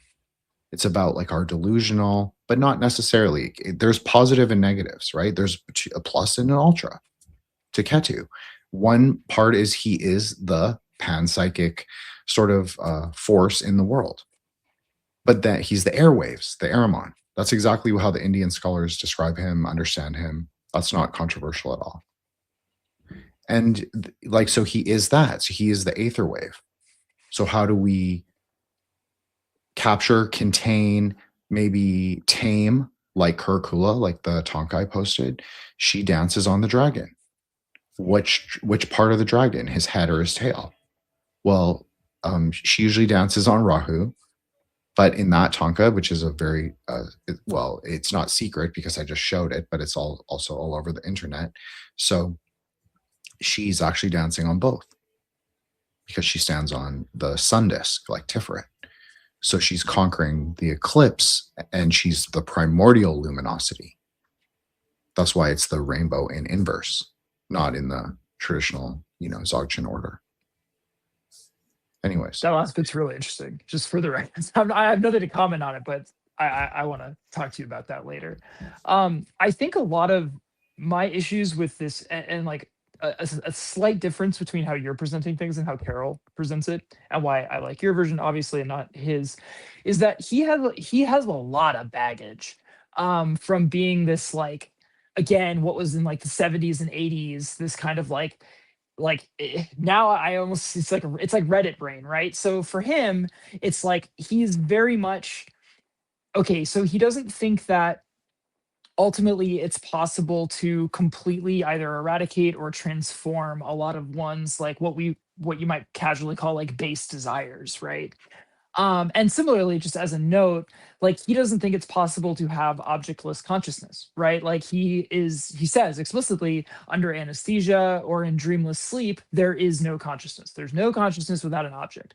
And that's a claim that's just like nakedly contested by a lot of people from a lot of different like meditational and just like spiritual backgrounds, right? Like, people who spend a lot of time, not only do they dispute that, but they actually say, hey, that's like a test of if you're going to get smoked in the bardo or not, is if you are capable, like, if maintaining consciousness through like anesthesia and like dreamless sleep is not just possible, but consistently achieved. Right. So Carroll is like setting these, what I would consider fairly like conservative boundaries on the possibility of how far you can transform yourself above the like gross animal man, right? He's so materialist, he's so like whatever. And part of that is he like doesn't want to establish a single sort of like center of gravity for his like personality system. He wants to keep it, oh, it's this anarcho-democratic system, you know, they all name each other, they all like mediate each other. And I'm like, that must have gone hard in like 1982. Like, don't get me wrong. But what I would hear and what I'm interested in is it's like, okay, so if you have all of these god forms, these sort of aspects, right, that again, as Eros said, I think for a lot of us probably naturally, like we are engaging with these parts of ourselves this way and assigning meaning to them in similar ways, right? Well, then why wouldn't you cultivate a clear and powerful sort of operator consciousness by default? Right? Like, why wouldn't you simply cultivate, like, I mean, again, a Setian might say, like, your default is set as like the sort of like creative like yeah like this sort of like operator mode, right? This kind of like always metacognitive creative mode, right? That calls the shots, right? Like even if you are, when you go into a specific activity or you're forced into a particular situation, you're going to invoke a different like god form or whatever, that it's not 60 different or 6 different like personalities that decide to go into that. There's one kind of stable like overlord, unified baseline mode that you build up to, that starts just as perhaps the mundane consciousness that, like everyone kind of thinks they have in some vague sense, but through the process of initiation, something that gets honed and empowered and ultimately kind of achieves escape velocity and becomes initiatic, transformed, super personal consciousness, whether you want to call that set or fucking hyperborean spirit, whatever the fuck, it doesn't matter. Okay. Peter Carroll just like isn't interested in that. And I think a lot of that is because he has all this baggage, which is a shame. And again, don't get me wrong. I'm not saying that I'm anywhere near the actual operative magician that Peter Carroll was, right? But what I'm saying is that perhaps like currently, I'll be better than him one day, but I'm not now. But that said, I think I still like have my sights set higher, qualitatively, like categorically higher, I would say, right? Because I have a different kind of metaphysics than he does. But anyway. Well, I would dispute you on one point, but I would agree with you on most of what you said. And I would say that it's not actually the initiatic process, whatever, maybe we have a different understanding of what that means, but I would understand it as like the Yasodic consciousness being disaggregated, like through the Vajra or the Dorji. Like you're bringing in the fire without any aggregation. You're rectifying it in your internal body, so very adiyoga. Then you're doing the same for the water. Then you're doing the same for the primordial ground, the earth. Then you're doing the same for the air, which is all 3 in 1. Then you're doing the sound or the diamond thunder, the Vajra, in the center. So the 5. So that to me is how you cross through the threshold, in the sense of like building capacity to do so, rather than it's not like any particular. I mean, this is the whole thing of the first tantras. It's like Vajrasattva descends on the moon disk with his consort, the golden lady, and he gives the tantras to this yogi. And the yogi gives them unto the world, sort of the whole idea. He pulls them from the stomach of a leviathan, and he, reconstitutes them because they were cast into the supernal waters. So I think that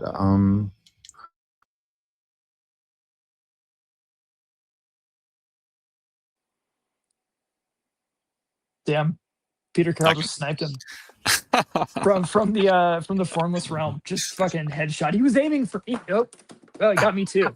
He was aiming for me, but he took Jin out. I'm just collateral damage. Well, I guess that's when you know you really made it, huh? Yeah, I shouldn't have talked shit. It's interesting. It took like 90 seconds, 2 minutes for the bullet to get from the third formless jhana to my face. Well, the Jin, I guess, specifically. Welcome back, Jin. Thank you, Eros. I can handle the polarity of Peter Carroll's ghost, no problem. Hey, by the way, is this guy related? What wasn't the Didn't Carroll also write Alice in Wonderland? I know that was a different one, but were they related? Wait, so can we Or is not this hear like- Jin, or can I not hear Jin? I heard him a moment ago. I can hear Jin. I can hear Jin too. Oh. Oh, well, Maybe Solar can't hear me. maybe Peter really was after Solar. Oh, that's interesting actually. And he's on his phone too. He'll probably be back in a moment. You're Oh, he next, dropped. Josh. Oh, okay. That makes sense. Yeah, right. Well, I even think that the cover is interesting. If you want to talk about like Kabbalah.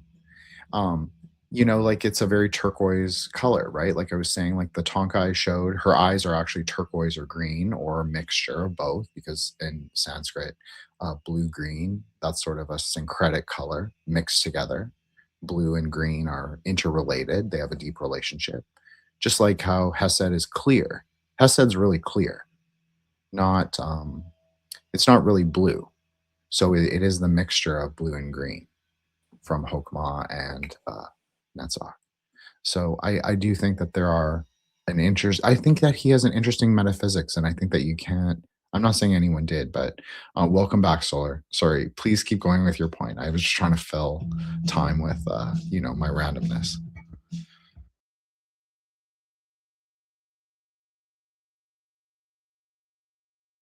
Okay, I guess I have to go on a little wandering again. Okay, well, I think I think it's very obviously he calls her the daughter of like the Uranus current. I think that's really interesting, because I think that also gives her like we're talking a lot about horizontality. Well, I think that gives her also a verticality, just like Uranus when it's depicted through NASA, whether you believe space is real or not. I know. But I'm just saying, like, maybe, like, we don't know. We can't touch it, right? We can't. There's like a kind of like we either believe in it or we don't. There's like a faith or a kind of a dogma. It can be multiple things: ideological, cosmological, speculative, metaphysical. A variety of layers, right? They don't all have to align. So, sorry, Eros, go ahead if you want to go ahead. Oh yeah, she has 12 petals too, and then that kind of like half of a swastika thing she's got going on is almost like duality, and then the two dragons. Very Rahu Ketu, right? The two dragons. It's very much the dragons of the eclipse for me. But what's going on with this thing on her head? It's a bad. It's just a bad hair day, dude. I guess I had one today. My hair was artistic everywhere. license. Well, I mean, you could say, I mean, it kind of looks like a Hebrew letter to me, but I don't really want to say that, because then, I'll be put on the spot to ask which one. But or it looks like a womb, could be that as well. It looks like a demon thing, like a little demon creature crouching on her head. Well, it could be, right? Like it could be the higher force. Like you could think of it like if she is the daughter of Uranus, she is Dath herself. Like she is Gnosis herself. She's like moving us into Gnosis through the paths. That's how I was sort of thinking of her before we started recording. I was like, how can I relate this to Kabbalah? And like, how can I sort of give it, she's the connections, right? So in some ways, she is the path working herself, like to build those connections, to rebuild the tree, the work of every great Kabbalist. And like, yeah, I believe Solar can be a greater magician than Peter Carroll. Sure, no problem. I believe that for like everyone. I think that everyone has their like infinite capacity. I agree that he has a boomer. He's like at the conjunction between boomer and Gen X kind of politics of like, it's kind of contrarian to be contrarian. And I often think that he does it on purpose. I think he puts those things in the work as blinds. That's my personal opinion, as like skandhas, as scandalons, as traps, to sort of like test you conceptually. Because if you read Liber Null, he says that you have to sort of break conceptual thinking. So if you're thinking of them like in a series, like initiatic, like Solar was saying, like, but maybe because chaos magic isn't really initiatic, you could say that maybe the knowledge, which is also narrative and knowledge are very interrelated, if not the same thing. Like history came up. Like I always say, all history is speculative. Like I've said this on every space. Obviously, our spaces are speculative, and they're speculative metaphysics as well. But like one way to change the past is through hyperstition. Like, I mean, this was said, but that word wasn't brought up, which I think is interesting. But I also felt like it should have been, like, I wanted to say it, but I don't know why I didn't. But anyways, that's sort of I think she gives us like the orientation of like understanding how we are walking through the tree, but then the tree as it also is. Because that's what Dath or Dot really is. Right? It's like the experiential wisdom where we're on the path right now, our orientation to the tree, our orientation to the paths, where we want to go, and how we're going to get there. I think she's like all the angles. And I think that because he's a chaot, he embraces that chaotic nature. Not to say that he necessarily believes in only chaos, although he might say that he does. But I think that he is embracing this chaotic nature of the universe to sort of like make of the paths as you are in the present, rather than temporally in the past or the future. But maybe this is just my reading on it. Maybe this is not actually what he meant, but I actually think that he just says things to be kind of a troll or a shithead. That's how I've always read him, as a trickster. So I don't know if anyone wants to respond to that. I'm happy to cede the mic. No one? Solar. Well, okay. Yeah. Sorry. I also wasn't sure like if I was still like lagging. So yeah, I was hoping like you were. I wanted him to talk to see if it was working again. So yeah, thanks. Yeah, no, I'm glad I'm kind of synced up. No, I was just gonna comment kind of personally, like someone I otherwise really look up to and who I engage with a lot in an initiatic context is insanely fixated. I don't think we've gotten to the part of the book yet where we encounter this, where he basically does his like divinely revealed like young earth thing, right, where he's like the universe isn't super old or whatever. I don't know, again, I haven't read it, but anyway, I have a person in my life who's like not an authority figure, but you know, he's my elder and superior, let's say, who is just fixated on this one aspect of Peter Carroll. Like if you bring up Peter Carroll, 75% chance that like the words out of his mouth at some point are going to be he's going to ridicule him for being a quote unquote young earth creationist. You know, it's like the magical equivalent of like, you know, it'll be like, oh yeah, like, you know, you go on like Wikipedia and the little thing is like, oh yeah, so and so was like a you know, Division II soccer player and a Holocaust denier because he like said something one time, you know, and it's like it's like stands out, right? And I was kind of alluding to this earlier when I said that like one of the things that this book was really useful for me, whether you take Peter Carroll's quote unquote blinds as blinds or not, at a certain level it doesn't really matter, right? Because like at a certain level, they're mirrors that are being held up to you, right? They're for you to reflect upon and perceive. Like the sort of like speculating on the sincerity of them doesn't matter. I think it's always better, at least as a default orientation, to overestimate your interlocutors as opposed to underestimating them, right? That was certainly the approach that Michael Aquino took, for instance, when engaging with David Myatt, you know, who would intentionally include like typos in his letters and stuff. Whatever, sorry, just something that's, you know, floating around in my mind. But yeah, I don't know. Watch out for the blinds, and if you notice yourself sinking your teeth in and like a little, you know, alligator, right, like unwilling and like incapable of letting go, right, until you roll and roll and roll, like that's probably good information for you to have, right? Yeah, no, I agree with that. I think that I agree with I wasn't trying to like posit a dialectic between like and like sinisterism, like putting in blinds on intentionally. But I agree with you, because as Joshua brought up, the mirrors that Carroll posits are made of silver. Obviously, silver is the planetary metal of the moon, so Yesod. So, yeah, it's your mind, primordial consciousness. Could we cover part 3 before the end of the segment? Just because for me, that's where it got really interesting. Unless you were saving that for next time. I think this one we just like got to where we got to, and then we'll. Well, I mean, we did get to it though, because like the very next page is part 3, but then all the technical difficulties happened. So I was just hoping we could get to that point. Yeah, I mean, if you want to say some like spit some bars, Joshua, go for it.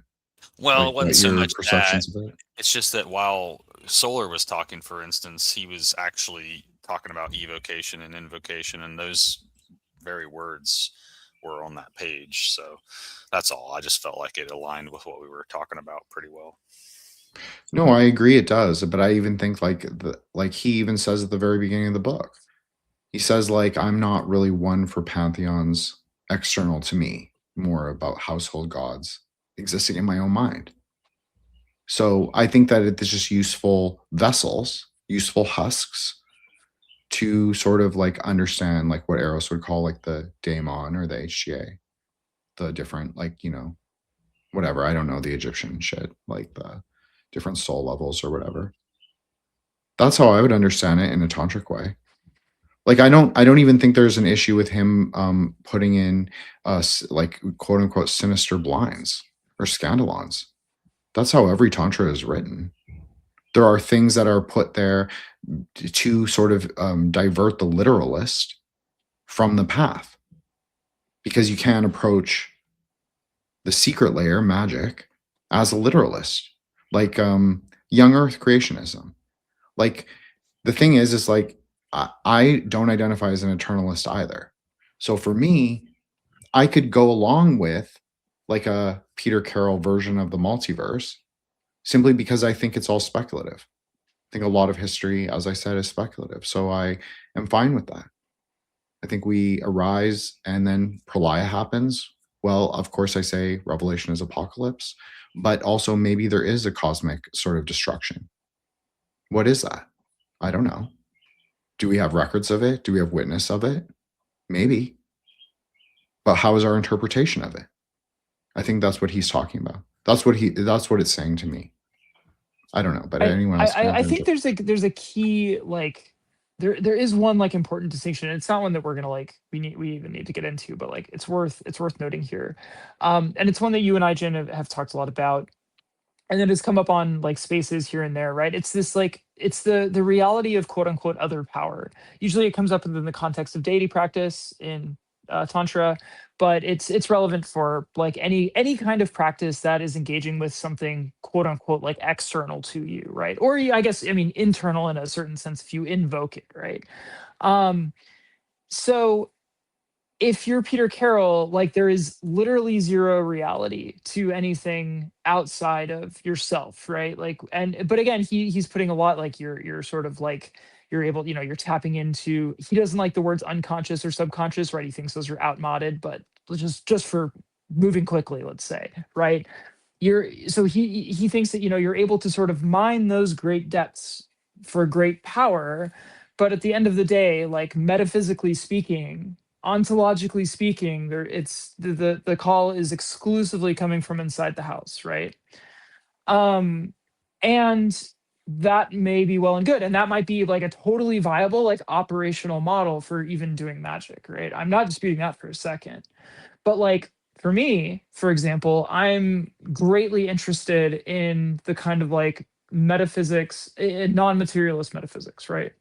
I'm greatly interested in questions of, for instance, like if you just want to, I hate the term afterlife stuff, right? But just the possibility of sort of some degree of intentional transformation, right? Or acausal existence, however you want to say that, right? And for him, that's like a non-starter, right? Whereas for someone like me, if that stuff is possible, then that also implies, presumably, that there's at least a few other like entities, maybe some or all of which were once people, that have accomplished that, right? That could be out there, right? Um, and that are actually engaging with you, right? And so, like, for example, like, most like, yes, like in a Buddhist sense, right? Like these deities are like aspects of mind, the nature of mind, of Buddha nature, Tathagata, etc. But they're also, that doesn't mean that they don't exist if, like, like if you don't think about them or something like that, right? There's this, it's more complicated than that, right? um Well, it's and unresolved. It's yeah, a tantric dispute, a sectarian dispute. Different theories of metaphysics, different theories of the multiverse. Shentong and Rentong is the common sort of dialectical arrangement. Obviously, I take a Rime approach. So I'm flexible on what the model looks like how much other power, how much self-power there is. Of course, there's Bardo states, regardless of what Twitter Dharma says. That's the whole point of the Chakra Samvara. You and I have talked about this many times. Chakra Samvara is a Bardo Tantra. It says it right in the introduction of the root Tantra. It says this is a Bardo text. This is for your transitional state into the ghost world. right. I'm just saying Peter Carroll explicitly denies that. And I But think it it's can also be important, understood as both. It can be understood as both. If you take it in a non-dual way, then we can experience, then the carnal ground is also the garden. The carnal ground is right here, right now. That is perfectly valid way to explain it. Both are true.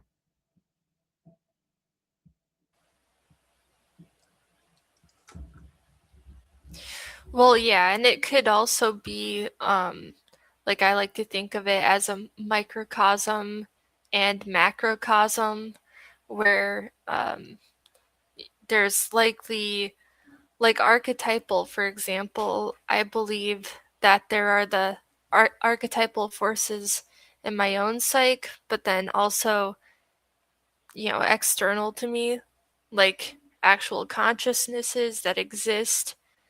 But that these forms kind of spill over into different things, right? Like, you could see the same patterns in different parts of your body, like neural pathways in your brain could, and like your electrons moving through them, that could represent Mercury in a sense. But then there's probably a consciousness out there, Mercury, just because I have like this belief that like everything started from one difference in potentiality, and then it grew more and more complex from there.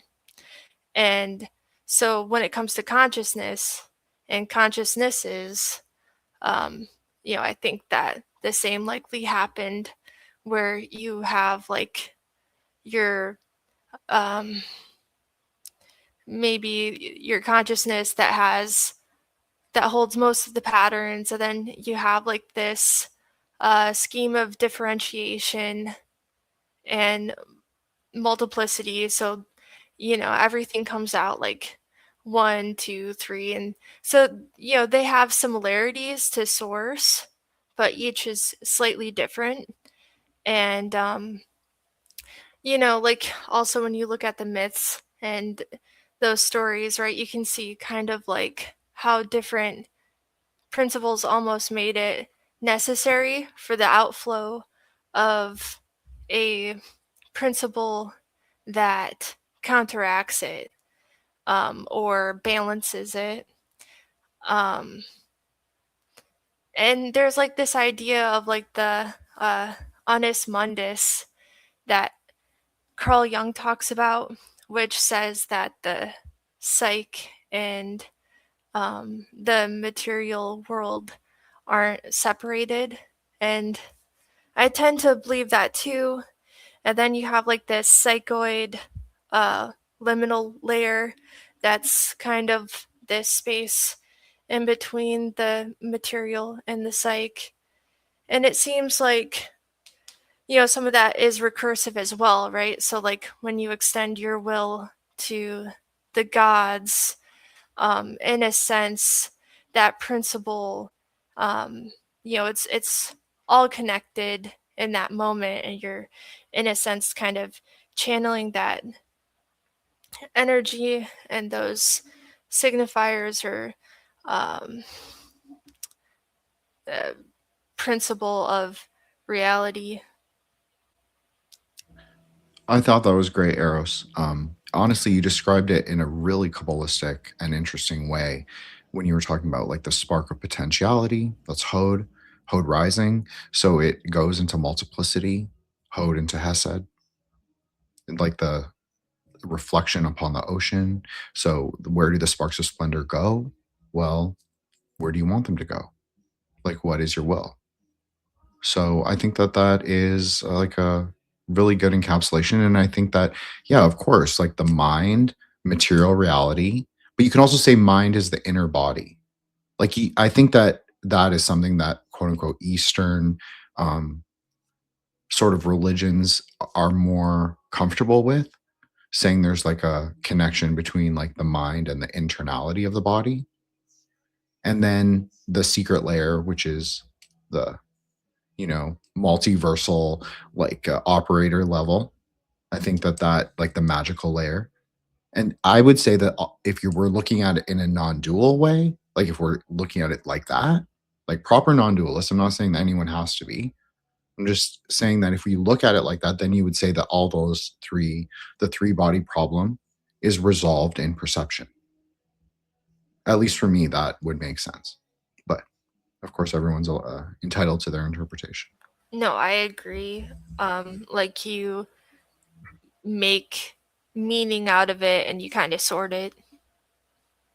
Yes, absolutely. Analogical thinking. You're also like naming things, learning what they are.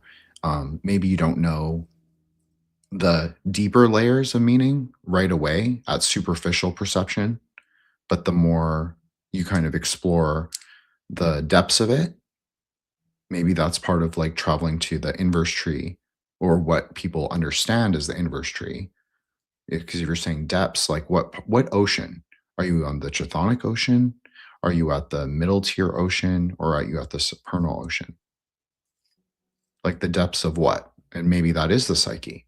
And maybe that is the klipa. But I don't think that's the only layer, like you're saying, Eros. I think there's a metaphysical layer, psychological, but it's also corporeal. Psyche and corporeal, I think, are very linked. I don't necessarily think that it's like one-to-one, but I think that there's an entwinement. And then there's also like this higher spiritual layer, like you were saying, like the deities. Like this is exactly like how we would do it in Tantra, or at least in how I understand it.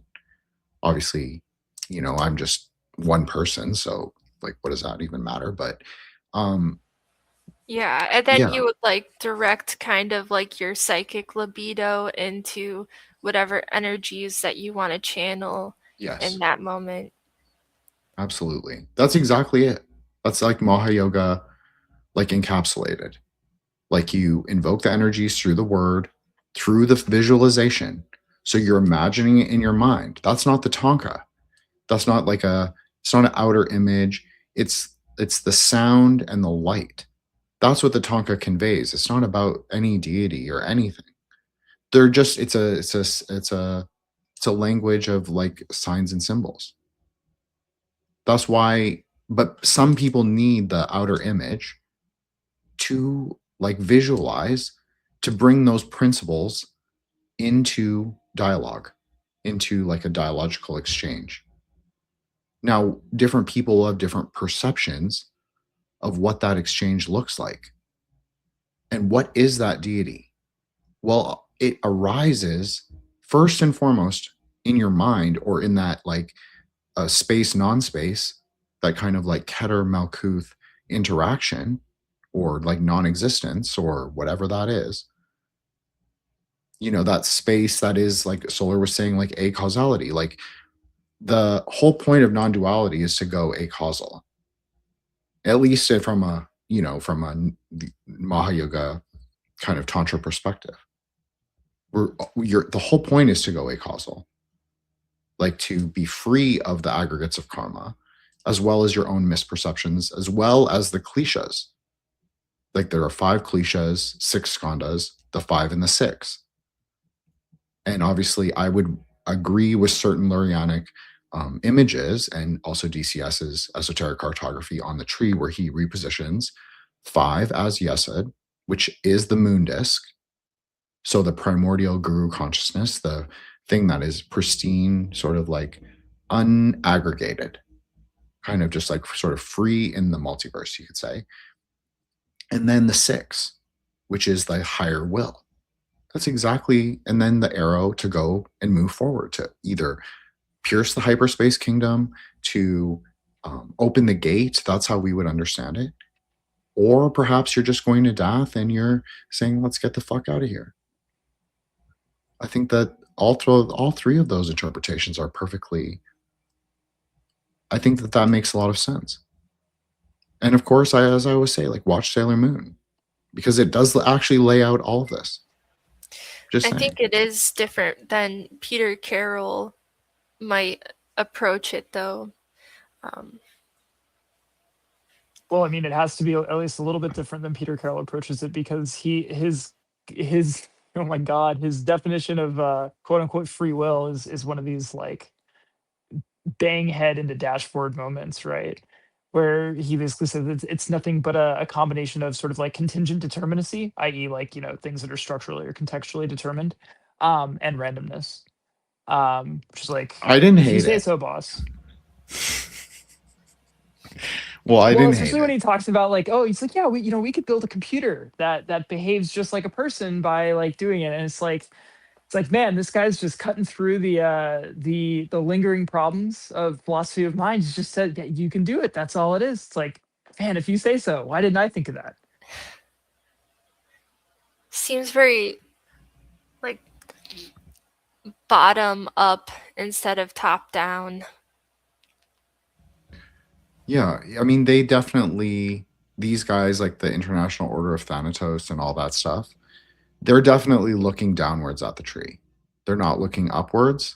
This would be my primary difference, Kabbalistically, or maybe like my worldview, is I always say like look upwards, because that is the sort of directionality that's given in the tantras. It's the 1 and the 0. Those are the primary directions for us, for like a tantric idea. But he's definitely looking downwards. He's definitely looking at the tunnels of Set, which he makes many jokes about, or several jokes at least, in I think the 2nd section.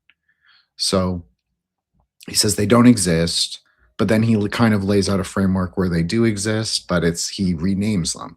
So it's a very chaotic sort of magical endeavor. He's kind of giving them his own framework by renaming them. So I think that's what he's also talking about with free will. I think he's trying to I don't think that I kind of agreed with him. Like I kind of felt like, yeah, we are, if you're looking at like using his framework, I'm not saying I agree with it as my greater cosmological understanding. I'm just saying for Peter Carroll, I think if he's within the Klipas or within the tunnel of Set, then I think it makes a lot of sense what he's saying about will, because it is determined by the spatiality of the tunnels, or whatever he calls them. That's just for me. I mean, for me, I sorry, think it's no, sorry, I mistimed that. I thought you were done. Well, okay, so what later in the book, where he's basically talking about like unpredictability, there's a certain threshold, and you learn this in nonlinear dynamics, which is very much like up his alley, right? So he's giving this example of billiard balls, and the idea is that if you smack a ball with enough force where it's going to bounce like whatever it is, like 7 times in this example, that basically its like terminal position becomes incalculable from the initial conditions, right? Like even at like a theoretical level, like you've perfectly modeled the system, even in a perfectly modeled system, with enough force, essentially, you are introducing like at least a degree of like of of like future ambiguity, right? That can't be known in advance. You have to actually run the simulation, or the real life, you have to actually hit the ball to see where they're all gonna end up, right? And so for him, to me, that was like the clearest analogy. Because of how he, like we kind of already talked about, how he understands the quote unquote like self as being this like collective system of sort of personas of drives, right? It's like there's enough complexity there, right? There's enough like jostling and sort of like chaotic there's enough like there's enough ingredients swirling around in there at all times to make any notion of unified like clear will like incomprehensible. Like that notion can't possibly exist for an aggregate being or really system of such complexity, right? And I've already kind of stated, like, I just really don't like the, like the idea of a system that stays that sort of like disaggregated. And so for him, it's just like a downstream impossibility, right? That like true will, even free, just sort of mundane, what we think of as free will, is just categorically impossible. I think that's a valid thing, but I think that he's not working within like an ontological frame that has like, I mean, we can get into this in the next part. And I think like when he talks about like religion and mythologies, and I think this actually addresses all of this in a way. And obviously it will be disputed and maybe we'll agree or disagree, but I don't think that he's negating free will. I think that he posits it differently. And I'm not sure I disagree with him, but I'm not like saying that I share that same orientation to the tree or that view. So I don't know. I think it's interesting. I think that the idea of I think it's very Hokmah minded. I think he's going very like KO, very Eros, like as Eros said, or as Joshua said in the chat. And I think that he allows for the space of chaos to exist, which is exactly like what Tantra would say, is that chaos is the primary force that descends. It's the descending force from space onto the earth. The material earth is chaos, is the Mamos. So that would be like Chamunda, or one of the queen of Mamos, queen of chaos. Same idea, very similar. She is the first husk of the female consort, if you want to call her the wife of God, but it's not really God. It's like a higher Buddha. So yeah, her first expression, the first turning, you could say, or the primordial turning. And she exists in Bonpo too, like we talked about her in the chat, like Sipai Gyalmo. She has 3 different forms.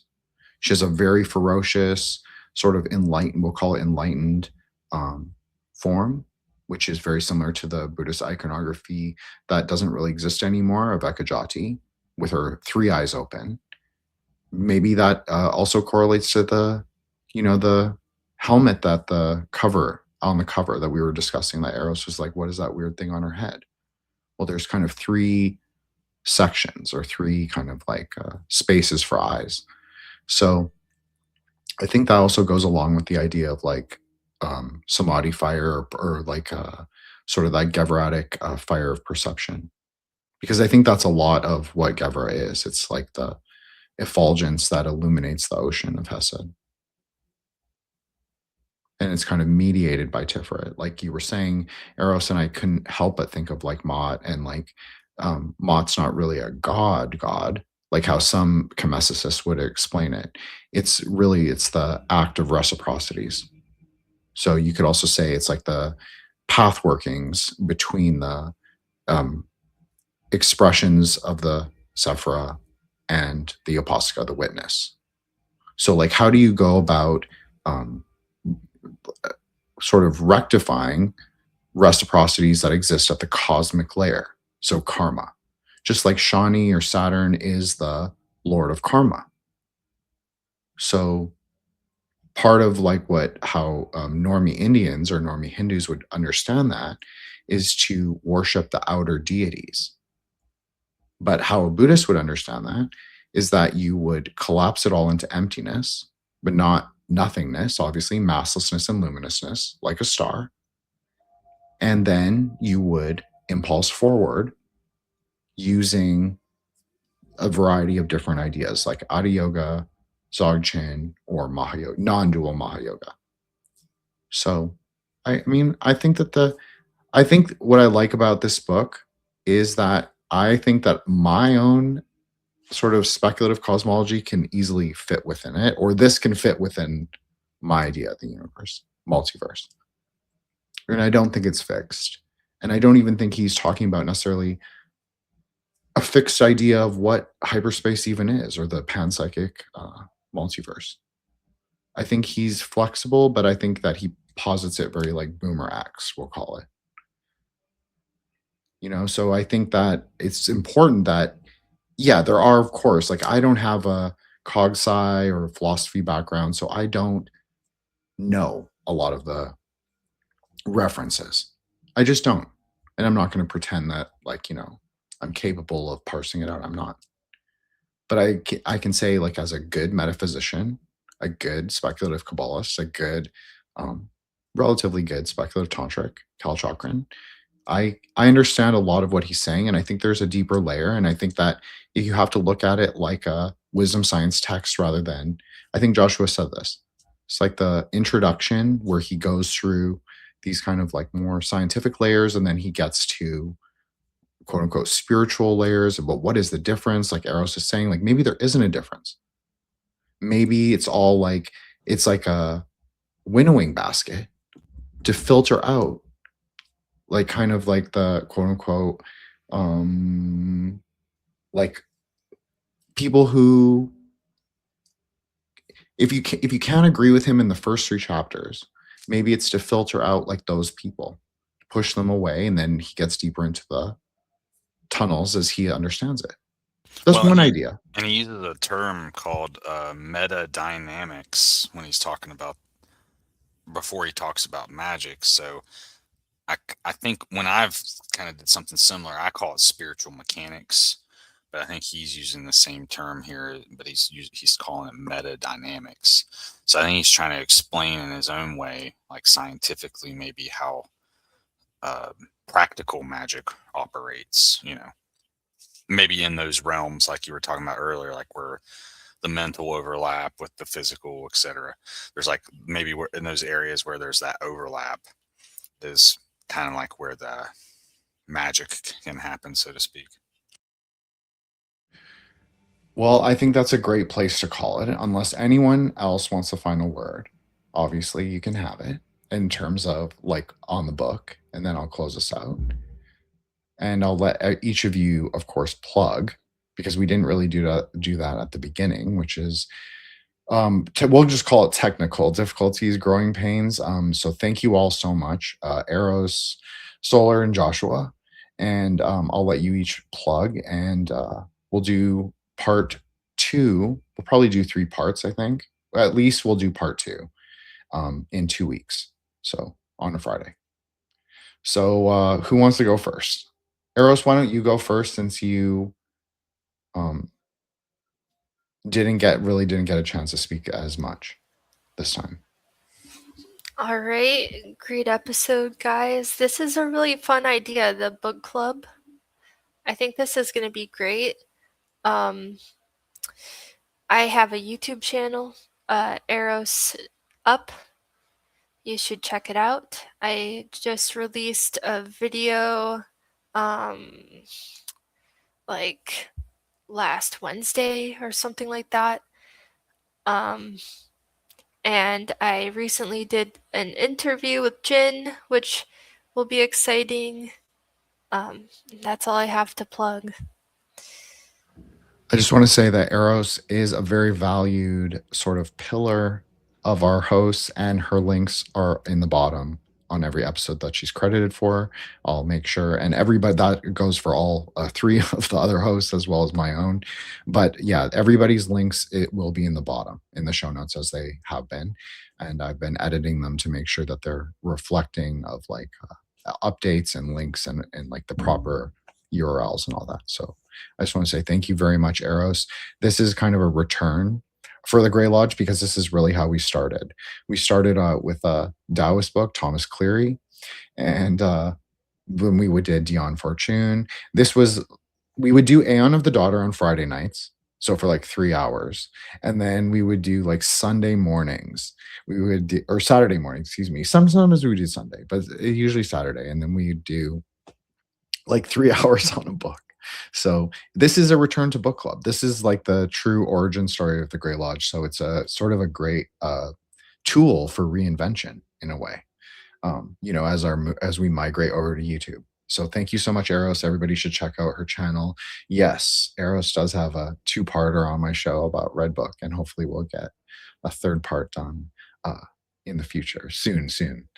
Anyways, Joshua, why don't you go, and then I'll let Solar close us. Sure. And I was actually on Eros's channel recently. I don't know when that was alive, I guess. So I guess it's on there now. And then we're recording part 2 of our Elden Ring Dark Souls thing tomorrow. So I guess when you're done editing, you'll get that one out. But anyway, that'll be a lot of fun. I'm really looking forward to it. Oh, wait, that's Sunday, rather. But anyway, I also have some things cooking up with Channel KOK. We're going to be doing a segment here in a few days, probably. So be looking out for... we'll be doing a dark MAGA and some movie stuff.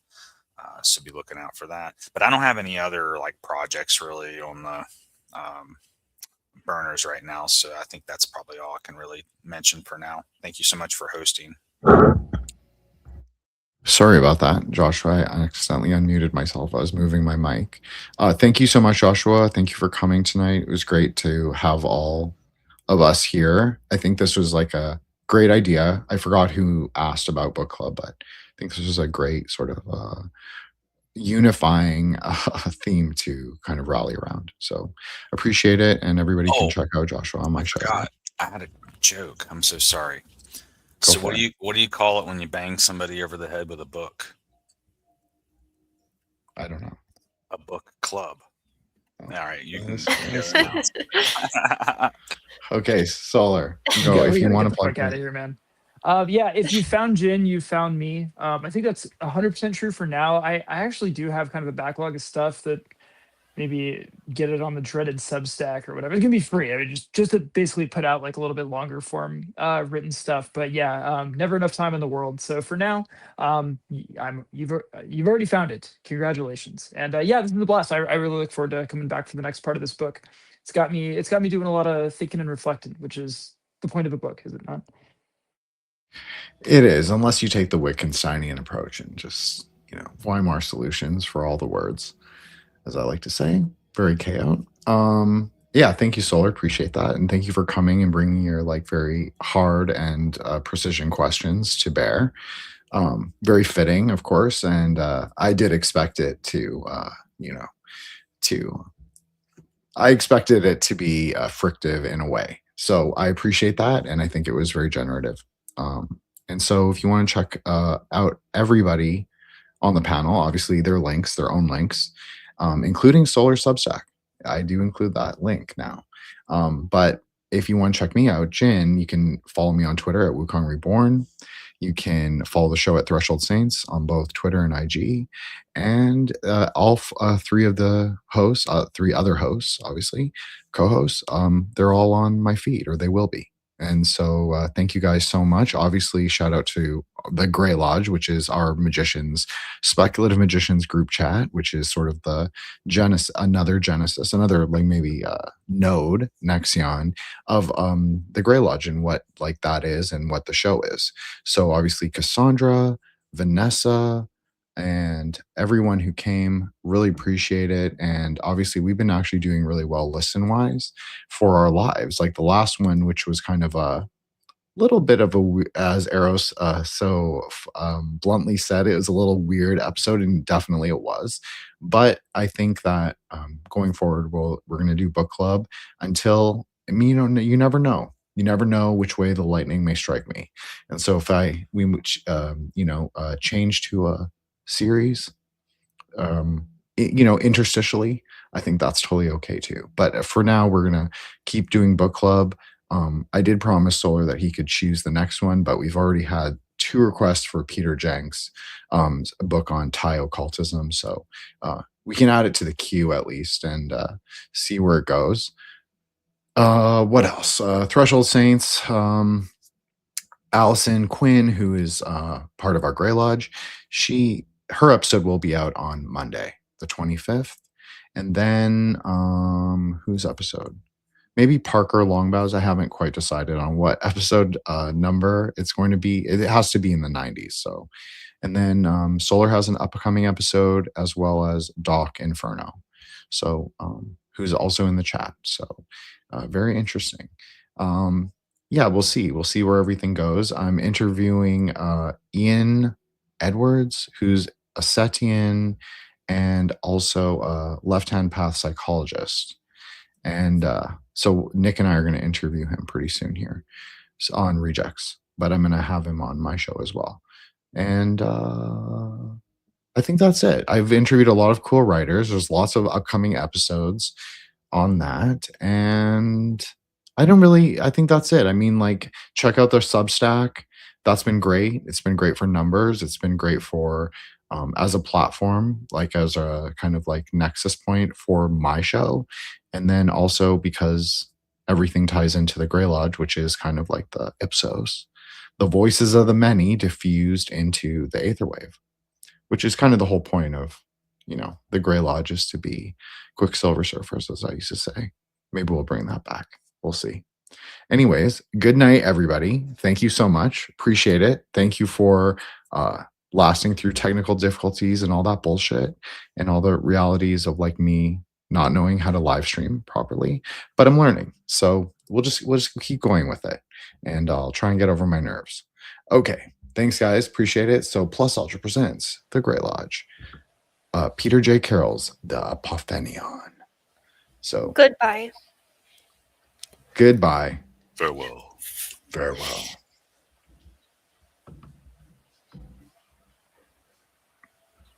Okay.